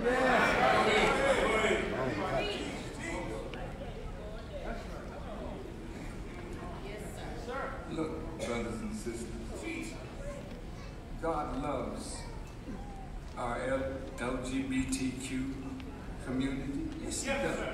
I represent the God. That's right. And the God that I represent, well, I'm so glad I'm so glad he don't represent my God. Because your God ain't no God. See, I feel like the great prophets of yesterday. And I will ask you one day, bring your gods out. And let's see if your God is as real as my God is. And if you can't produce your God,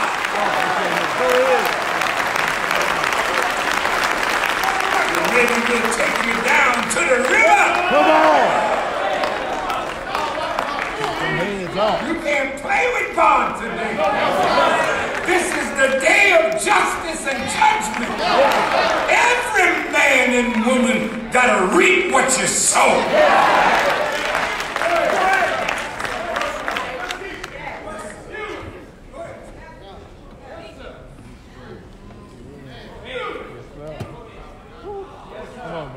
Come on. God loves us. Yes, sir. With all our sins, Yes, sir. all our shortcomings, Yes. sir. the heaviness of our hearts, Yes. because we are sinners. Yes, But God has sent Jesus into the world to call you. Yes. That call is mercy. Yes, sir.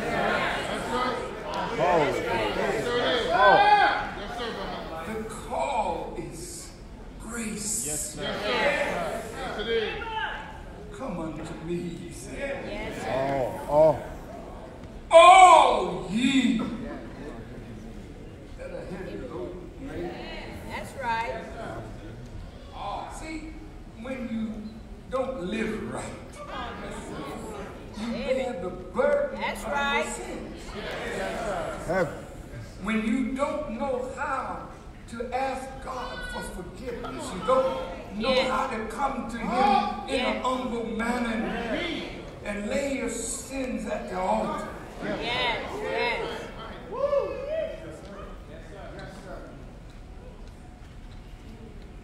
will you do if you have to pay for what you've done? Come on. Come on.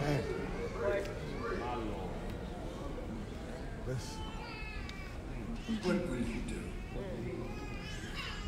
Jesus calling, come unto me, I will give you rest. Wow, Jesus. Yes, yes. Say, wait a minute, Farrakhan, I thought you was a Muslim. You don't know this kind of movement. Right. Because you don't know a real person. You've been faking it all the time. See, I'm a real Christian. Yes, sir. Told me. And I'm trying to be a real religious person, but not a hypocrite.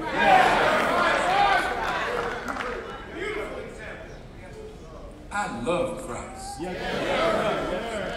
I love Muhammad. I love the prophets. And the Jesus that I know, he says, I'm about to go.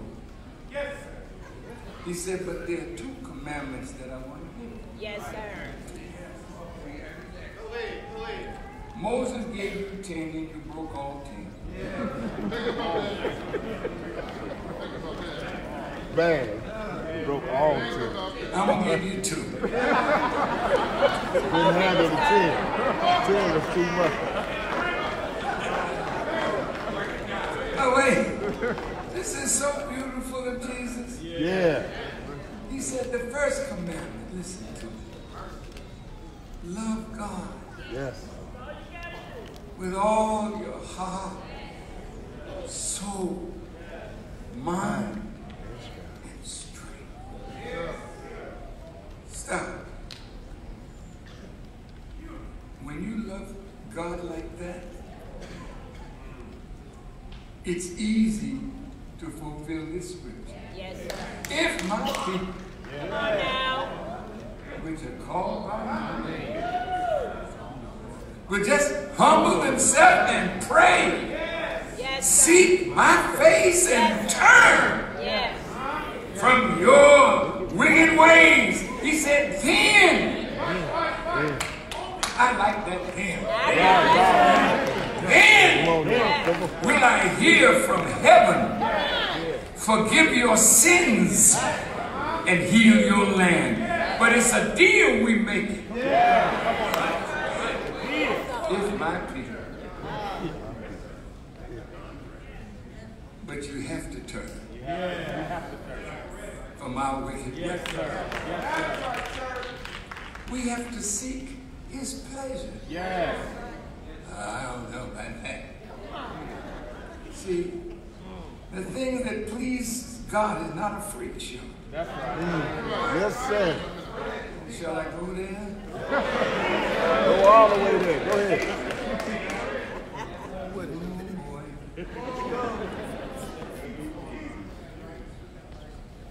Yes, I do.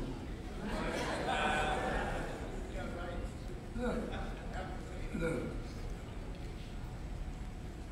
It's not knocking us down. Stop thinking like that. That's right. We've all fallen short. Yes, sir. Yes, I'm sorry with myself. sir. Yes, sir.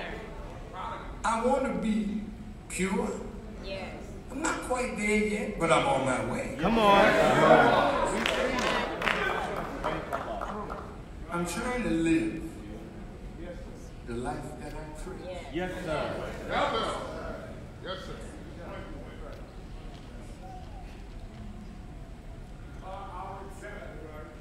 I'm trying to be. And Christ is my example. Yes, sir. Yes, sir. People hear me preach and say, man, you sound like he's a Baptist. Yeah, I've been baptized.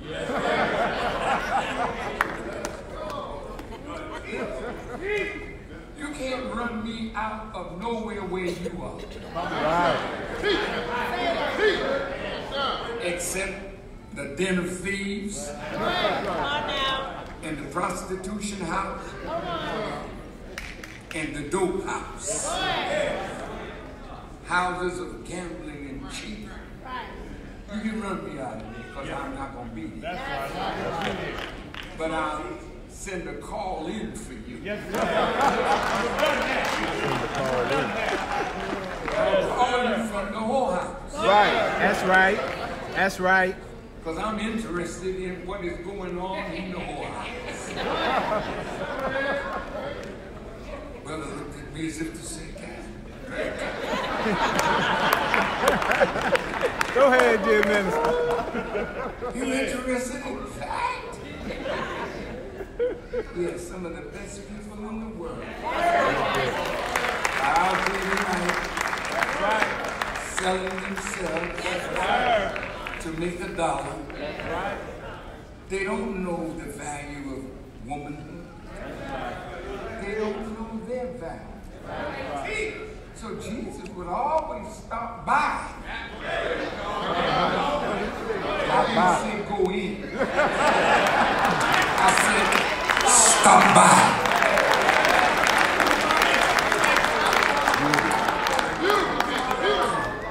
And while you're in there busy,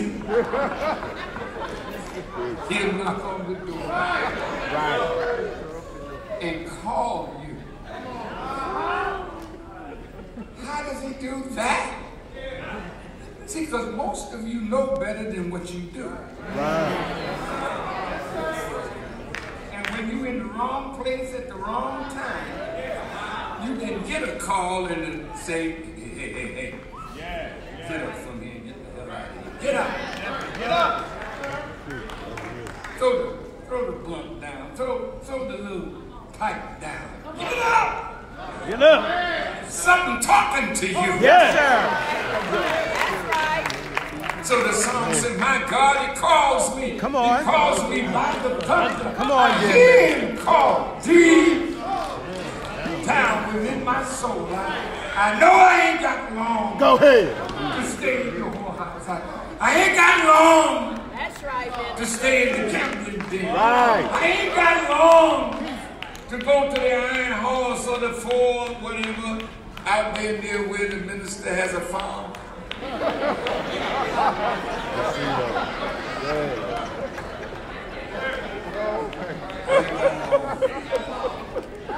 And you don't have long to keep up the foolishness That's right. That's right. that you are involved in. And don't say you're not involved. Don't even try to fight back with foolish lying talk. Just shut up and listen. Yes, sir. God is called. Yes, sir. Man. Don't you know I love you? Yes, sir. Yes, we know. This is the way Jesus is coming at you. Man. Don't you know I love you? Yes, sir. Yes, sir. Don't you know I'm willing Come on. to pay the price of redemption? Come on, dear minister. Every day. Get you from where you are? Every day. Don't you know Yes, sir. that you are bigger than what you're doing? Yes. Greater than the way you're living? Better than the way you're acting? Come on. I've been at it 1 hour. I ain't got my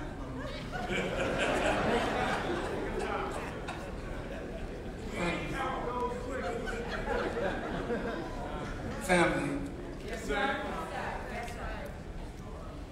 Allah is calling us. Yes, sir. Yes, sir. He does not want us to go down with the devil. Yes, sir. And the devil wants to take us all down with him. Well, the Holy Quran says he makes evil fair seeming.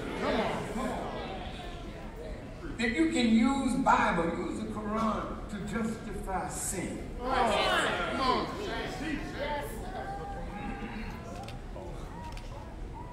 I was thinking this morning about Ayatollah Khomeini, who came out of Paris, France, where he was in exile, came back to the cheers the people in Iran who were suffering under a being that was put in power by the CIA. See, America, you have to answer. And you have cooked a hell of a meal for others. Right. But now you're going to have to sit down and eat. Yes, sir. What you cooked for others. Because it's all coming back to you. Before I get to Iran,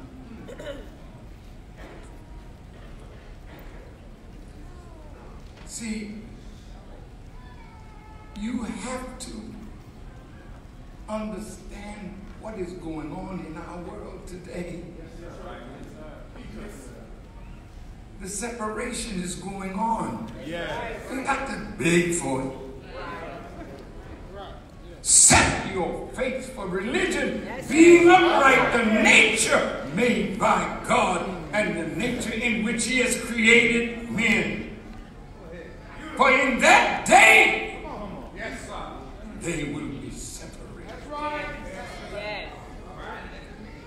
God can't use you if you don't want right.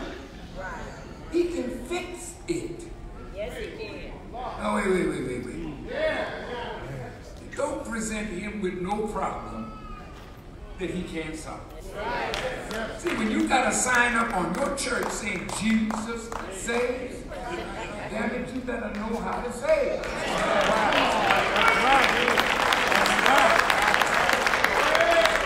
Listen to what I'm saying.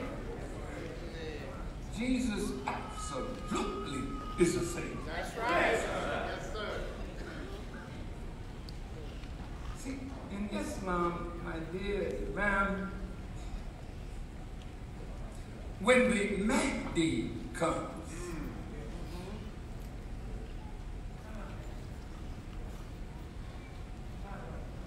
the Mahdi is the self-guided one who comes to guide those who are lost from the path of God back to the straight path of God.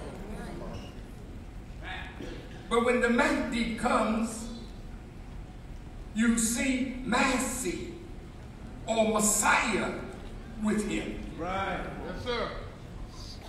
You think Jesus of 2,000 years ago was in fact the Messiah? No! That's right. That's right. Jesus of 2,000 years ago was a prophet who prefigured the Messiah. That's wrong. That's right. See, the Messiah is not a prophet. That's right. That's right. The Messiah is the master of prophets. Yes, sir. No prophet can claim to be a prophet until the Messiah lays hands on the fulfillment of what he said the Messiah would be. And the Messiah does it. And when he does it, he verifies the prophet as being the prophet. Therefore, he's the seal of the prophet. Go ahead.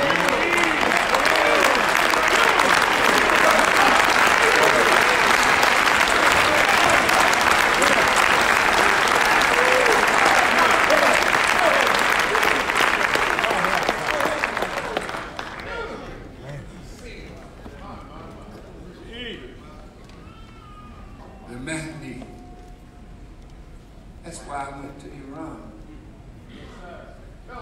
I didn't go to Iran looking for no money. That's right. Let me get this straight to whores.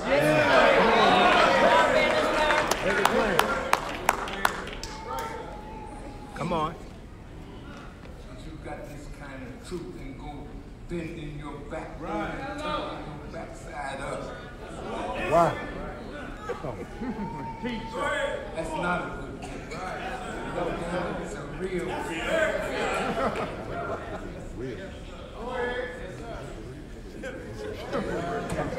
my minister trying to refine my words.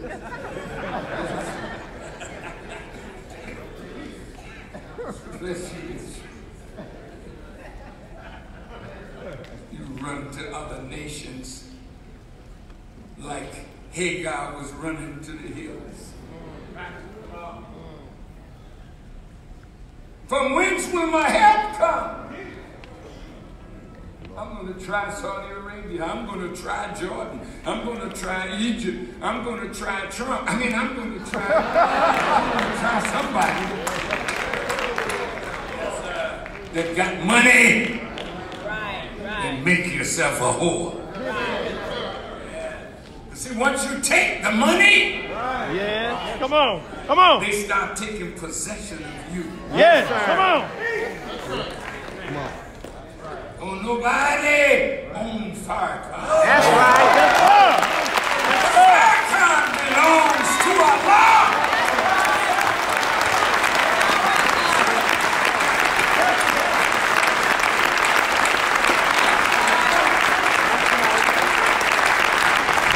That's why I can speak like I speak.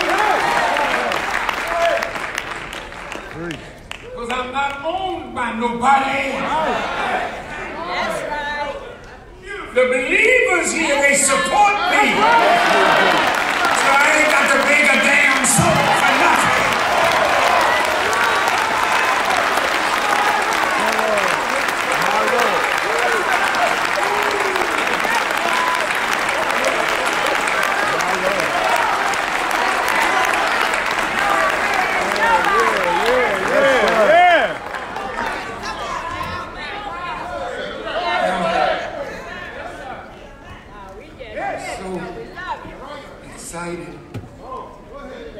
Because Iran is a nation of 90 million people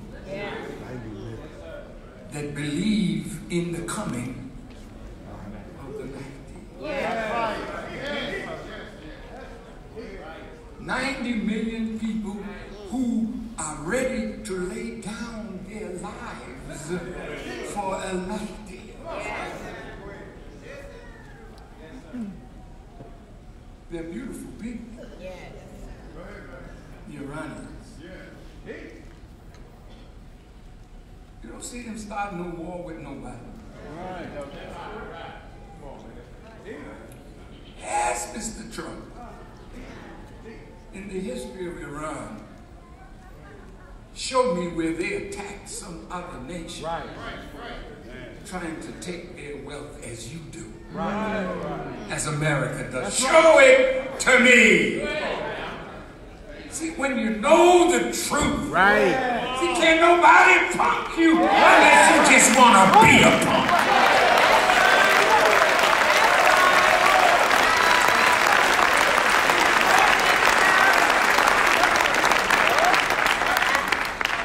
Don't you want to stand up like that? Don't you want to be a man like that? Yes, sir. I ain't bowing down to nobody, but I'm on my way to the pinnacle of power in this white man's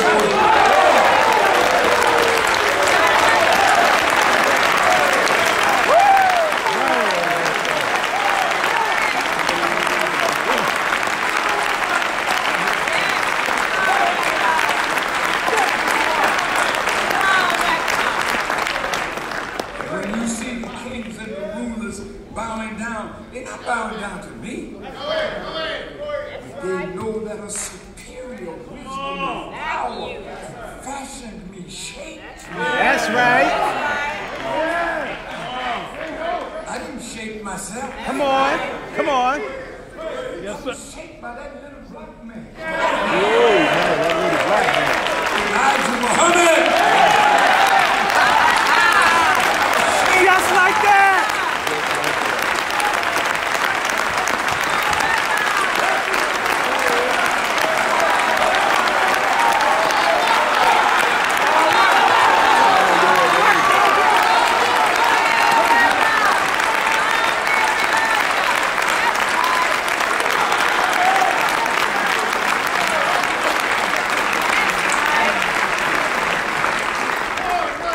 But he added something to that.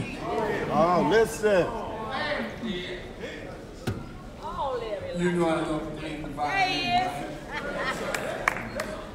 All right. One of the greatest violinists that ever lived to me is a Russian Jew by the name of Yasha Heifetz. He was my idol. What?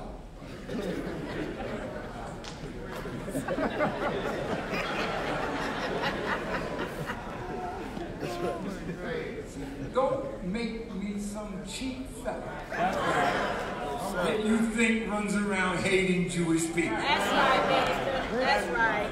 That's their propaganda. Right. Come and hear me and meet me for yourself. That's right.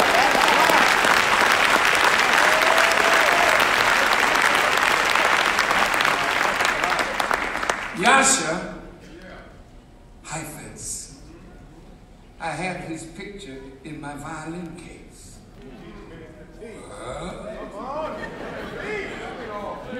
A Jew in the violin case of Farrakhan. Yeah. And next to the picture, there's my violin. He's the god of that instrument. Listen, hey, think about this. And when I was coming up, I was on the Ted Mack show. That's right. And they said, what do you want to do and be when you grow up? I said, I want to play the violin like Yasha Heifetz. I want to master the violin. They took that right out of the script. What is a nigga doing saying he want to play an instrument like the greatest one that ever did it? How dare you aspire to be God?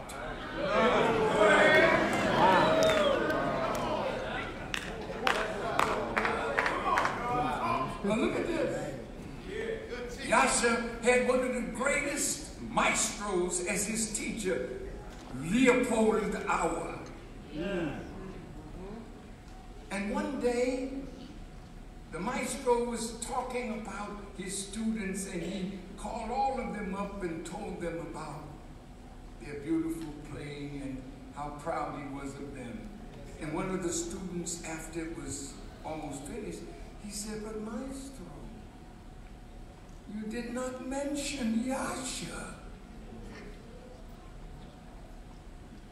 And the maestro said, Yasha is not my student. He's God's student. Wait a minute. See, there's some people that God got his hand on. Woo! Come on. Had his hand on them from before they were in their mother's womb.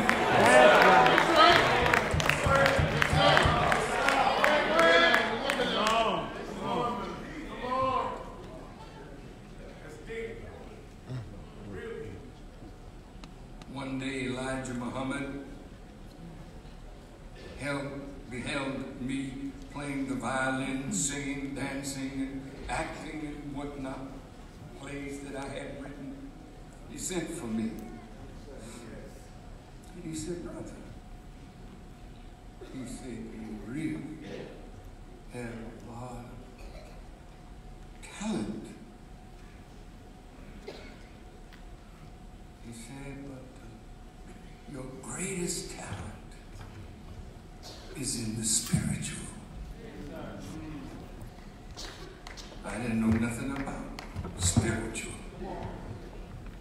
Then he asked me, would you give up all of this for me? Without hesitation. I said, yes, sir. Then he said, do you mean to say that you would give up all your music for me? I said, yes, sir, dear Apostle. Yes, yes. See, I'm going to say this, and I want you to mark time. Yes, sir. Jesus can't use you. Right. if there's anything in your life that you live or love That's right. more than he and his father. That's right. No, you clap. Because I can't ask you to give up a lot of stuff and you say, yes, ma'am. Yes, sir. I didn't even hesitate. Come on. Yes. It is. Yes, sir. And the beauty of the example is that Jesus said, no man comes to me Come on. except he's willing to deny himself. That's right. Then pick up your cross. Then follow me. Yes, sir. Now this is your brother. When I told him I wouldn't play again,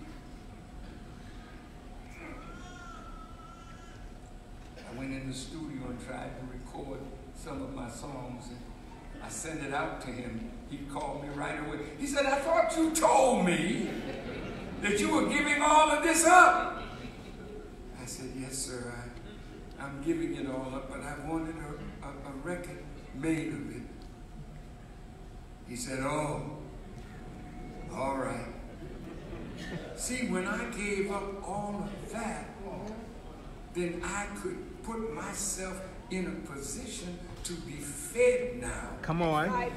That he could make me into himself. Boom. Beautiful. Beautiful. Look, man, I'm talking science. Yes, sir. You're not looking at no Negro. No, sir. No, sir. You're not looking at no cheap man. Come on. Come on. That is trying to pass myself off as some leader or teacher. No. If I didn't give up what I loved, Right.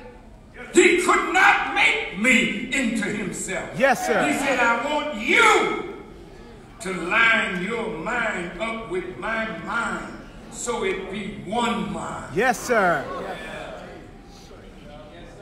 Did you hear what I said? Yes, sir. Yes, sir. One mind. Yes, sir.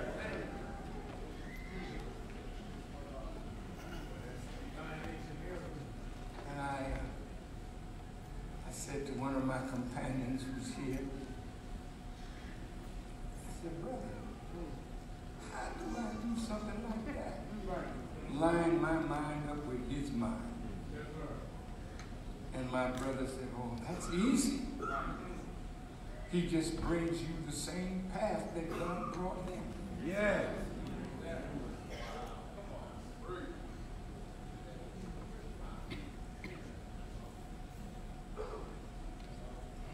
At a certain point,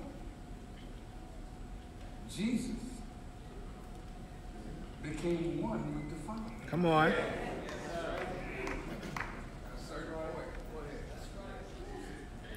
He couldn't say I'm one until it had happened. Yes, sir. Yes, sir. Yes, sir. In the 60s, he said to me, God has made me to take his place among the people. Yes. And I am making you to take mine. Yes, sir. What are you talking about? I don't know. But I'm being made. Yes, sir. Yes, sir. Are you looking at a made man? Yes, sir. Wait now. You're looking at a man made by God. Yes, sir. Yes, That's sir. why I don't have no equal. Unless you are willing to be made by God. None of you can equal the anointing that God has given you.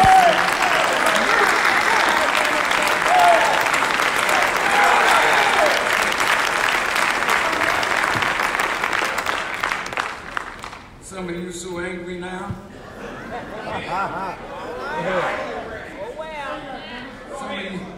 Some of you want to hurt me. I say this to you. Come on. Poor little fella. But I say this to Mr. Trump. Poor big fella. Don't even think about it. I'm going to say it again. Yes, sir. Don't even think about harming me. That's right. Because the day you think it and then move to do it, that is the day you signed your own death warrant with God.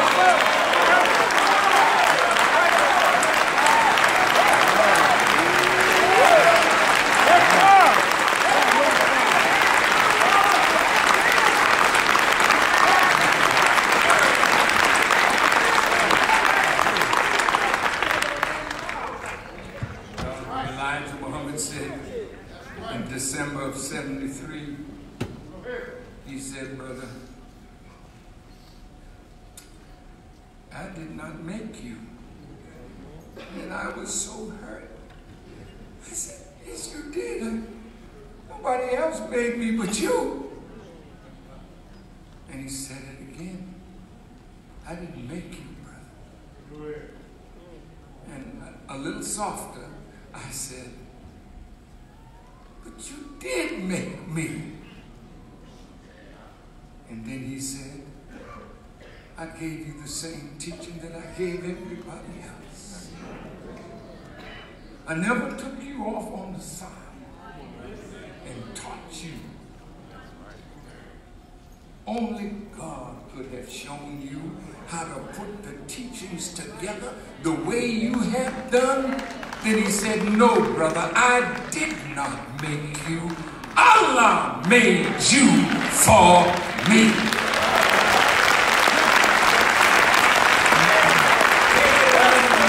We taking it. We taking it. Yeah. Yeah, we taking it. And then he said, when he was going, there's two of us backing you up. Yes, yes sir. Yes, sir. One of them was sufficient. Come on. Right. And he said, there's two of us backing you up. Go ahead, dear minister. Allah and myself. Yes, sir. Now, in Iran, I went there, and I was nervous about going.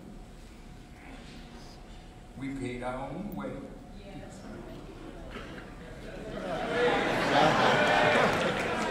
And I took about 17 people with me. We paid our own way. Yes, sir. Thanks to the believers. Yes,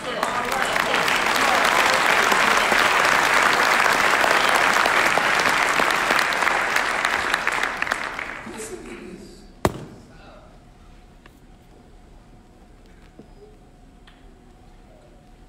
While I was in the plane, I was in first class. It's all right. It's all right. I'm keeping it real. Keep it real. It's all right. I love flying. What's the name of that airplane? The Chief? Southwest. No, Southwest. That's right. That's right. That's my favorite airplane. That's right. That's right.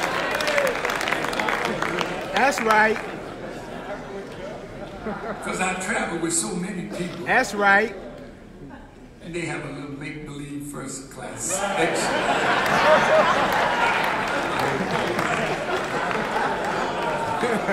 They call it business select.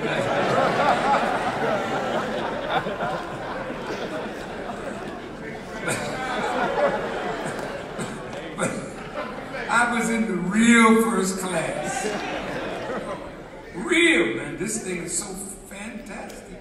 I have my little old cubby hole. Damn, this is really flying. And I started to pray. Yes, sir. And I was begging God, am I doing right? go here to Iran at this time. And as I'm praying, my prayer was interfered with. I can't lie to you and say, God came to me in the cubby homes. So many of us are liars. That's right. But he did come to me. And I started weeping. He said, you're in the right place. Yes, sir. At the right time. Yes, sir. And I will give you the message that you should deliver. Now listen, when I got into Iran, now there's something on YouTube, I think. Yes, it is. Yes, sir. Now, about our trip. Yes, sir. And it begins with me coming off of, I don't remember how many hours the flight was, but it was a lot of hours. And there I was in the airport, and my hosts were talking to me, and I was telling them about my experience on the plane. And I said I was weeping, and my body was shaking. And they didn't say what I said as to why I was going to Iran. I had a message to deliver. Yes, sir. They didn't say that part, but it's okay. What was the message? When I got off the plane, I called Imam Sultan Rahman Muhammad, who was already there. Where's Sultan? There he is. Stand up, brother.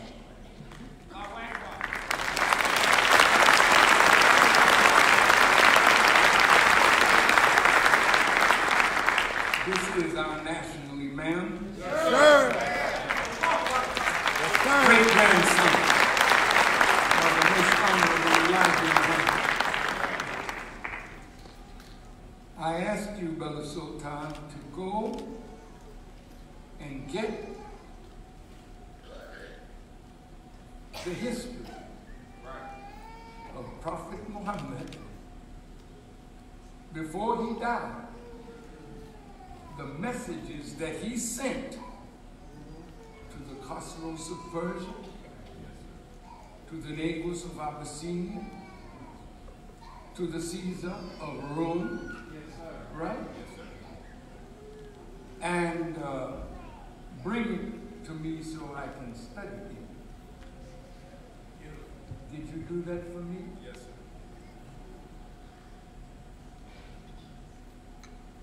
Did I say anything to you at that time about the message I was going to deliver? Not at all. Were you with me when I was with the Supreme Leader? Yes, sir. Did you witness the message that I delivered? Praise be to God. Yes, sir. Were you there, son? Yes, sir. Did you witness the message that I delivered to the Supreme Leader? Absolutely. Some of you quake in your boots. Come on. When God gives you a message. Moses was shaking when God gave him a message to deliver to Pharaoh. Hey, hold it. That's right. That's right. That's right. God had to strengthen his backbone. And he did. He didn't have to strengthen mine. Once I got the message. Come on. There was about 500 top leaders in Iran in that room. Is that right? That's right. And I started telling them that I come from black people in America who were victims of the transatlantic slave trade.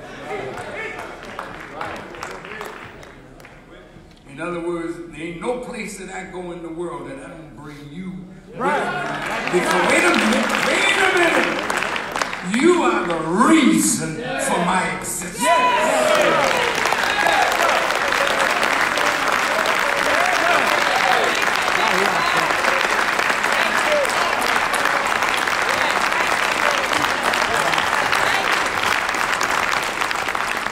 I'm almost finished.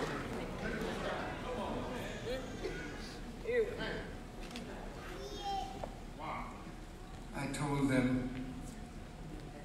since they love the Mahdi, have studied and devoted their whole life hoping for, looking for, and expecting al-Mahdi. I said, I came from America to tell you that the Mahdi is not to come. Come on. He has come. Wait a minute. And he has visited us in America. And he raised up Elijah Muhammad. Yes, sir. And I represent the two of them to you. Yes, sir. Yes, sir. Word. It's a fact.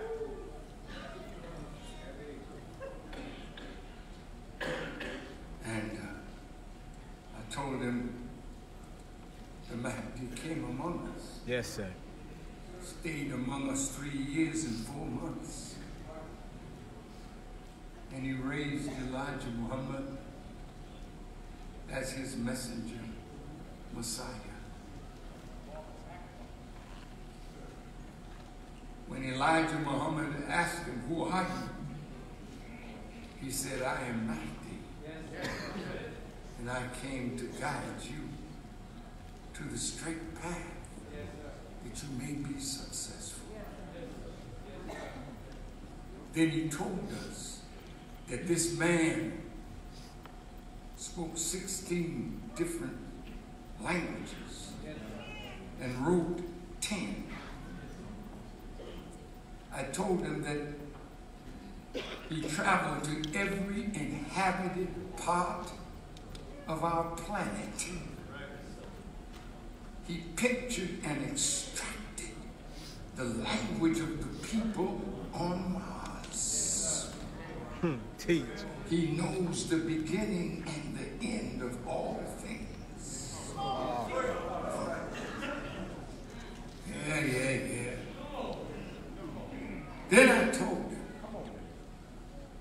he came and said that America is #1 on his list to be destroyed. He pointed out a dreadful looking plane in the sky. The greatest mechanical object ever produced, a half a mile by a half a mile. You call it the mother wheel. Ended a 1,500 bombing plane. Yes, sir. Yes, sir. Ezekiel saw this in 595 BC. Ezekiel saw the wheel way up in the middle of the air. The wheel is real. I said it years ago, I was taken to the wheel. Yes, sir. And I'm not lying. No, sir. You can't find me lying. That's right. It's beneath my dignity. Yes, sir. To tell a lie, because if I lie to you, that means I'm afraid. Woo! The hell with everybody who come to what I know, what I've experienced. I told some of my colleagues my experience on the wheel. They said, oh, Farrakhan, you can't say that.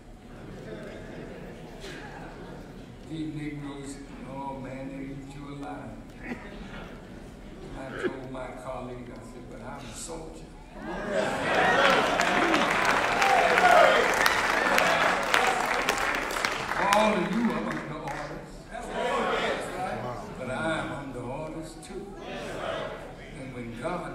me a command. I carry it out. Carry it out. Isn't that what Jesus said in the book? Whatsoever the Father and whatever the Father bids you say. That's right. I have to say that's me.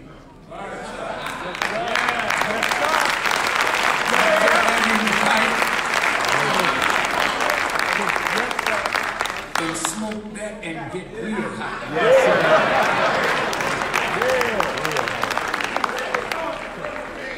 As my brother from LA said, ooh. That's right. I told him that the forces of nature are in his hands. And they are his weapons that he's using to bring America and this world to judgment. Yes, I said. Yes, sir. Now, naturally, you in with all these high-placed religious leaders, generals. It's just me and my team. But I know that when Muhammad sent a messenger to the Khosrows of Persia, the Khosrows was so angry with Muhammad that he killed Muhammad's messenger. Y'all were there. You heard what I said to the generals. Absolutely. In another meeting. And I said, now you can do with me what you will. See, when I go to die on the word. Because I live for the word. That's right. This is no fake nigga. Right. No fake. This is the real thing.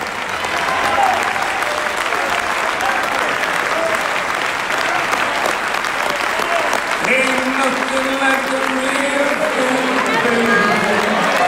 That's right. Ain't nothing like the real thing.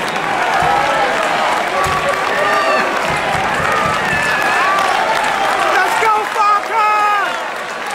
Let's go, dear minister, let's go!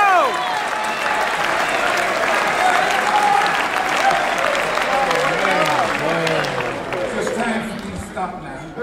Oh, don't stop. I left Iran, I came back.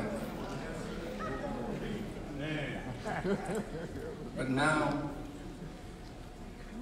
when the scripture says about the things that God is going to do, and then Jesus said this is the beginning of sorrows, I want to find it and read it.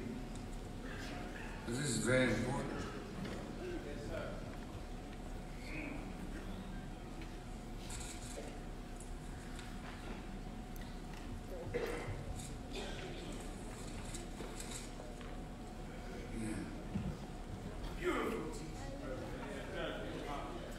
Oh, my brother's coming, bless him. Go ahead, Chief! Go ahead, Arif! Go ahead, Arif! Go ahead, Chief! And look, y'all think the minister's heavy, right? But this is my research team. That's right. Will the research team please stand up?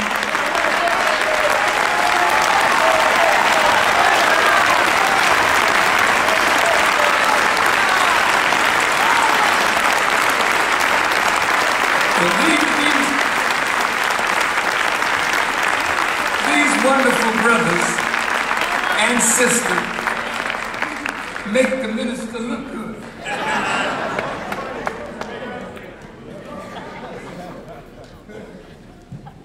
And I'm so grateful to Allah for each.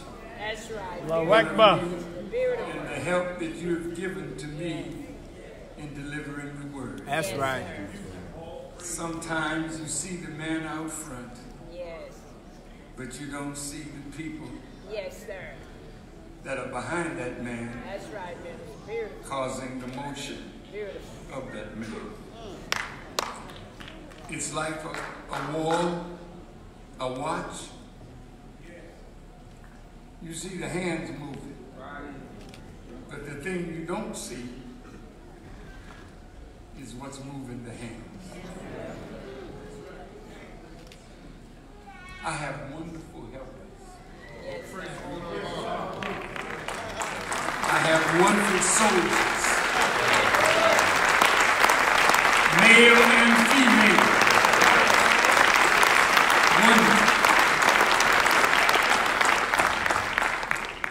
We spent $114,000 to take our team to Iran. When the sanctions came in, you know I wasn't coming back to America with 114,000 US dollars in my pocket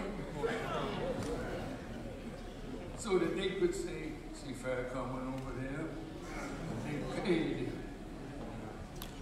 I cussed out my host.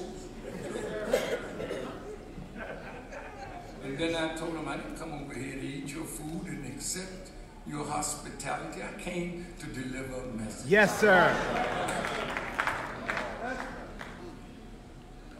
And a couple of them said, we don't believe that that man, Farrakhan Muhammad, is back.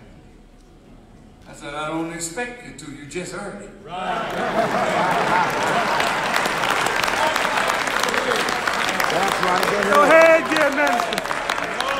Go ahead, dear minister. Here's what I do expect. Yes, sir. Since you've been looking for him, and I come to you representing him so you don't have to look no more, and it would be wise for you to study me, study the message, study the man that taught me,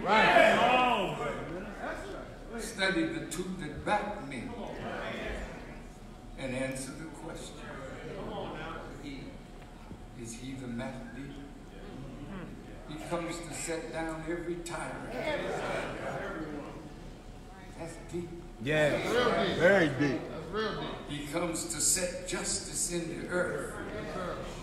That's really deep. That's right. He comes to break the cross and kill the swine. What do you mean break the cross? Because the cross is a vertical and a horizontal piece of wood crossing each other, setting up right angles on four sides.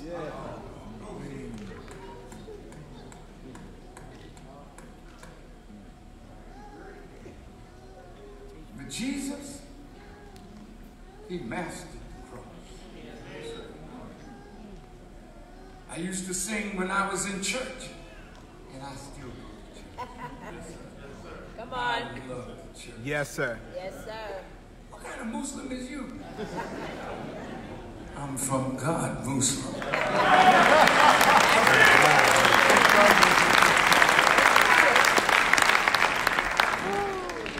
You are the righteous. Yes, sir. I don't care what you call yourself. Yes. God has come for us all. Yes. Yes. I'm missing my point. I used to sing that song. Oh, yeah. I used to sing, thank you, sir. I used to sing that song in church, you know. The strife is o'er on Easter. That's right. The battle done. The victory of life is won. All glory to his risen Son. Hallelujah. See, right now all of us are on our own cross. Yes, sir. You don't see it yet, but you're walking upright and living downright funky. Oh, yeah. Oh, yeah. But the battle is raging inside ourselves. Yes, sir. You want to do right, but something in you saying, oh, what what the hell, try it. You'll like it. Right. So we're in a constant struggle against this flesh.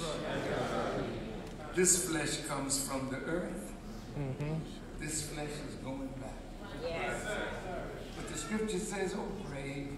Come on now. Where's your victory? Oh, death. The grave can only claim what belongs to the grave. The body belongs to the grave. And when you live your life to serve the pleasures of the body rather than seek the pleasure of God, you're already dead inside this flesh, waiting for the time to throw dirt on yourself and someone else will throw it on you.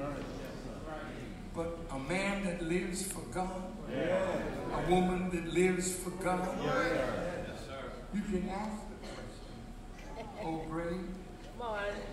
where's your victory?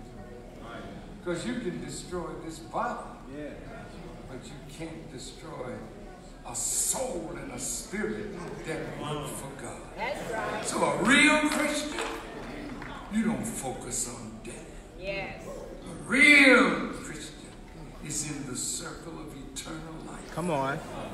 You understand? Yes, sir. Come on. So death don't have no sting for us.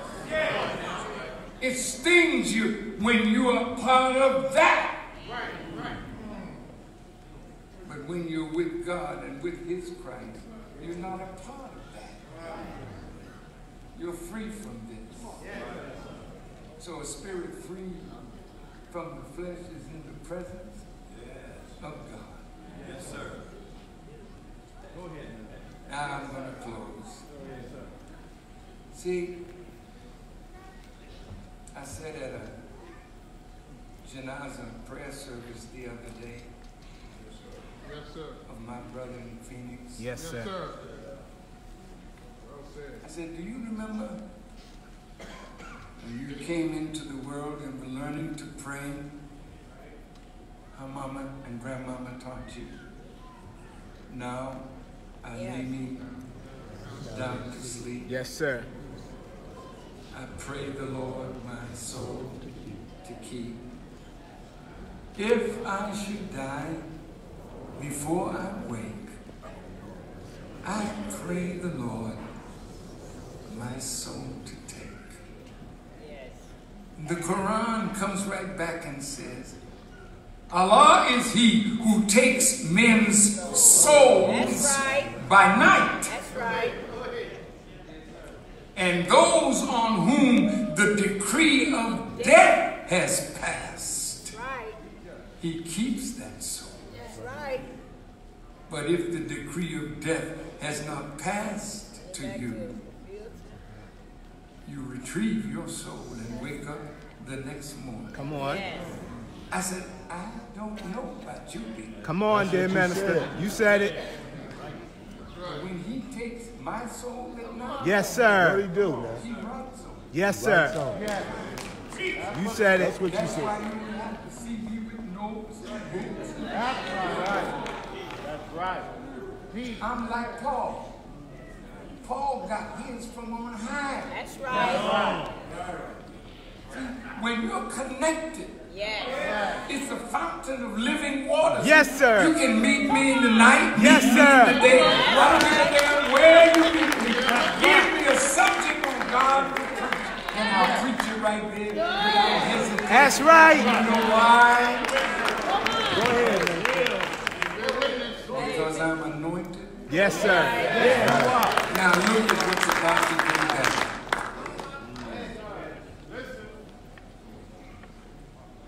All these are the beginning of sorrows.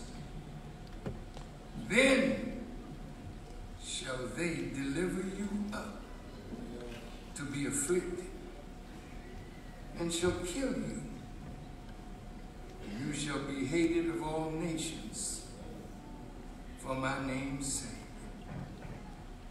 And then shall many be offended and shall betray one another, and shall hate one another, and many false prophets shall rise, and shall deceive many. And because iniquity shall abound, the love of many shall wax cold. That's right. I know that I have a rendezvous with destiny. Yes, sir. Mr. Trump cannot continue to allow me to speak as they have taken me down from Facebook, Instagram, and social media. Help yourself. That's right. See, freedom of speech is not real.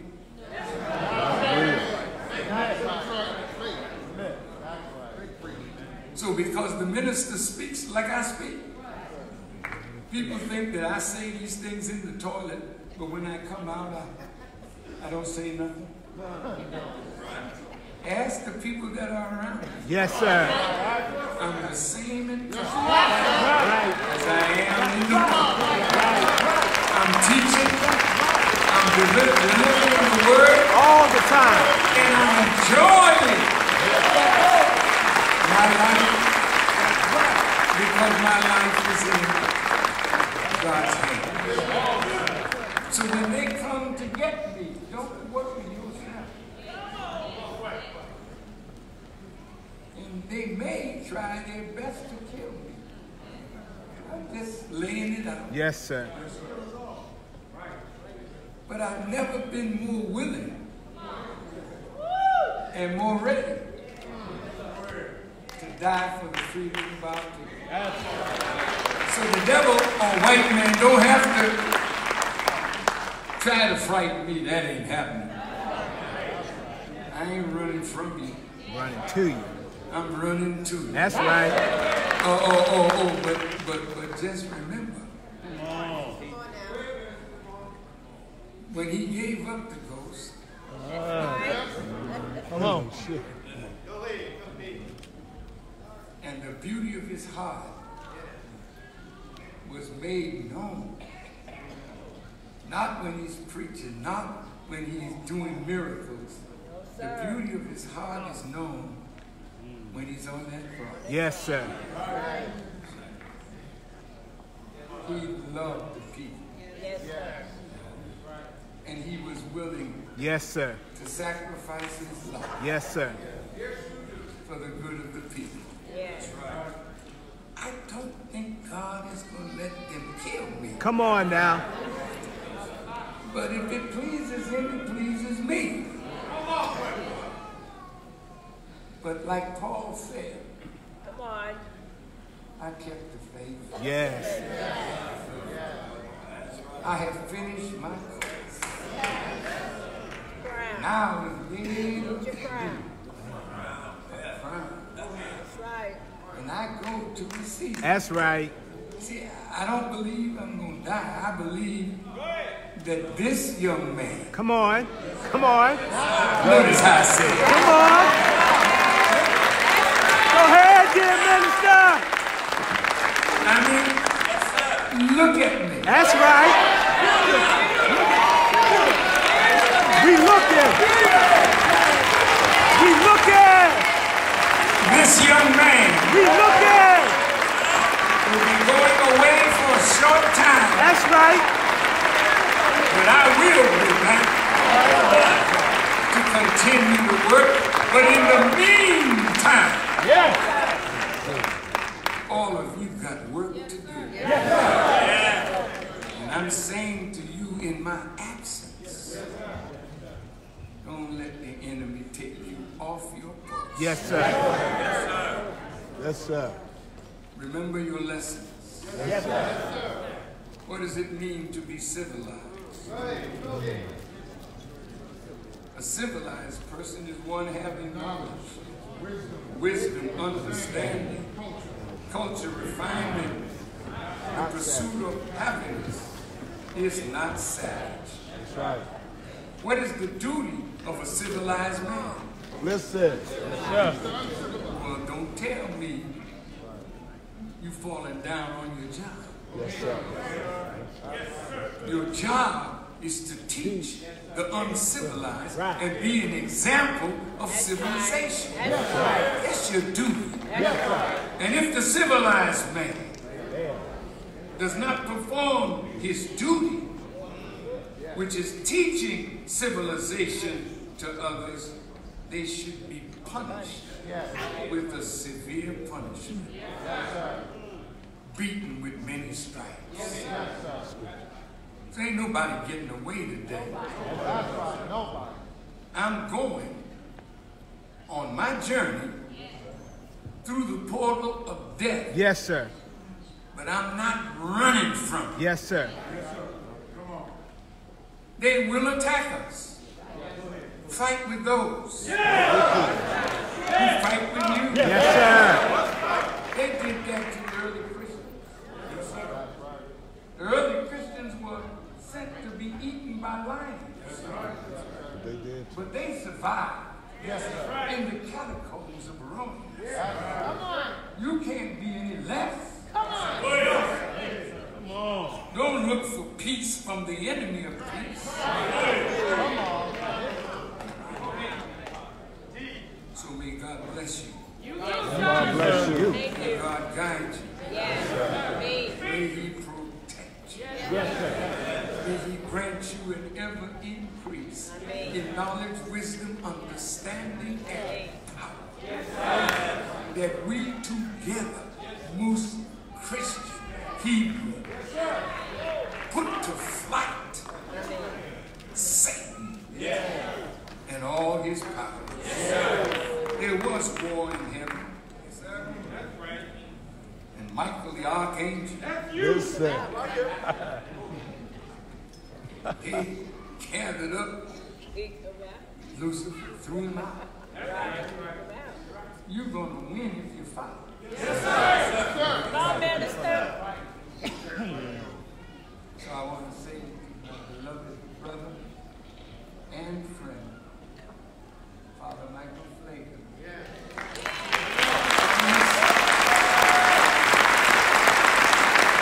one of the finest men that I've had the privilege of meeting since I've been here in Chicago is the white man, the devil, not personal.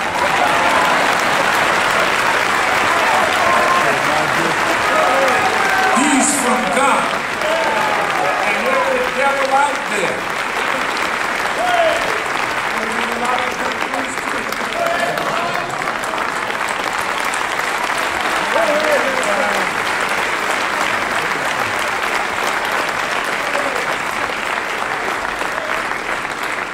Let's clean up our act.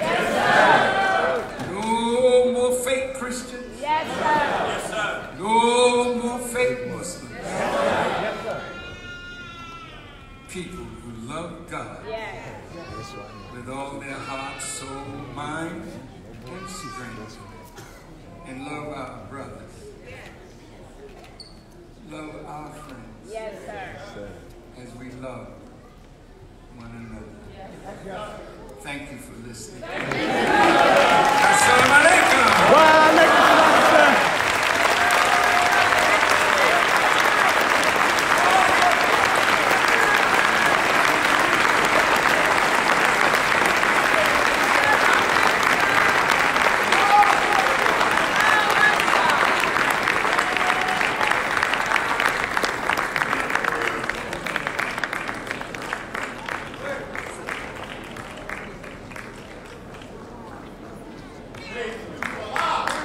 Come on, brothers and sisters.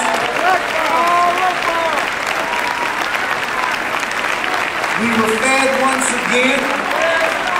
I hope that we opened our ear, our hearts, our minds to the word that Allah God gave to us today through the Honorable Minister Louis Farrakhan. We don't want to leave without praying and thanking Allah for the Honorable Minister Louis Farrakhan, the message for each other. we want to make two brief announcements. One, NFA Studios, they had a trailer that was shown before we started prayer, and we'll play it again after prayer, but they released a new episode of 40 Miles. And it is a documentary series on the Nation of Islam, and it is a very, very good documentary, and they have interviewed several members of the Nation of Islam. It's very good that you know the history of the Nation of Islam. So please go to nfastudios.com and subscribe and support that we can tell our story. Lastly, are you all hungry? Well, we don't have any food prepared, but we have a bean pie for you to take home. So for your dessert, every pie that you purchase, the teeny beanie and the 12-inch pie, all the proceeds go to Black Independent Education, Muhammad University of Islam. It's the best dessert that you could put in your body. So don't leave without your bean pie. Today's DVD is available, sir. And today's DVD, or you can stream it live again at your leisure on any of your smart devices. And we want to continue to lift Student Minister Akbar Abdul Akbar Muhammad in prayer, our international representative for the Nation of Islam, who is struggling with his health. So the prayers of the righteous availeth much, so let us keep our minister and longtime companion of the Honorable Minister Louis Farrakhan in prayer. With that said, let us close with prayer. In the name of Allah, the Beneficent, the Merciful, all praise is due to Allah, the Lord of the world, the Beneficent, the Merciful, Master of the Day of Judgment in which we now live. Thee alone do we worship, and thine aid we seek. O Allah, guide us on the right path, the path of those upon whom you have bestowed favors, not the path of those upon whom your wrath is brought down, nor of those who go astray after they have heard thy teachings. Say he, Allah is one. Allah is he on whom we all depend. He begets not, nor is he begotten, and there is none like him. I bear witness there is no God but Allah. I bear witness that Muhammad is his messenger. Ameen. Remember the golden rule. Treat others as you want to be treated. Greet your brother and sister on your way out. Thank you again for lending your ear to the message today. And may Allah's peace and blessings go with you all. Thank you. Yes, sir.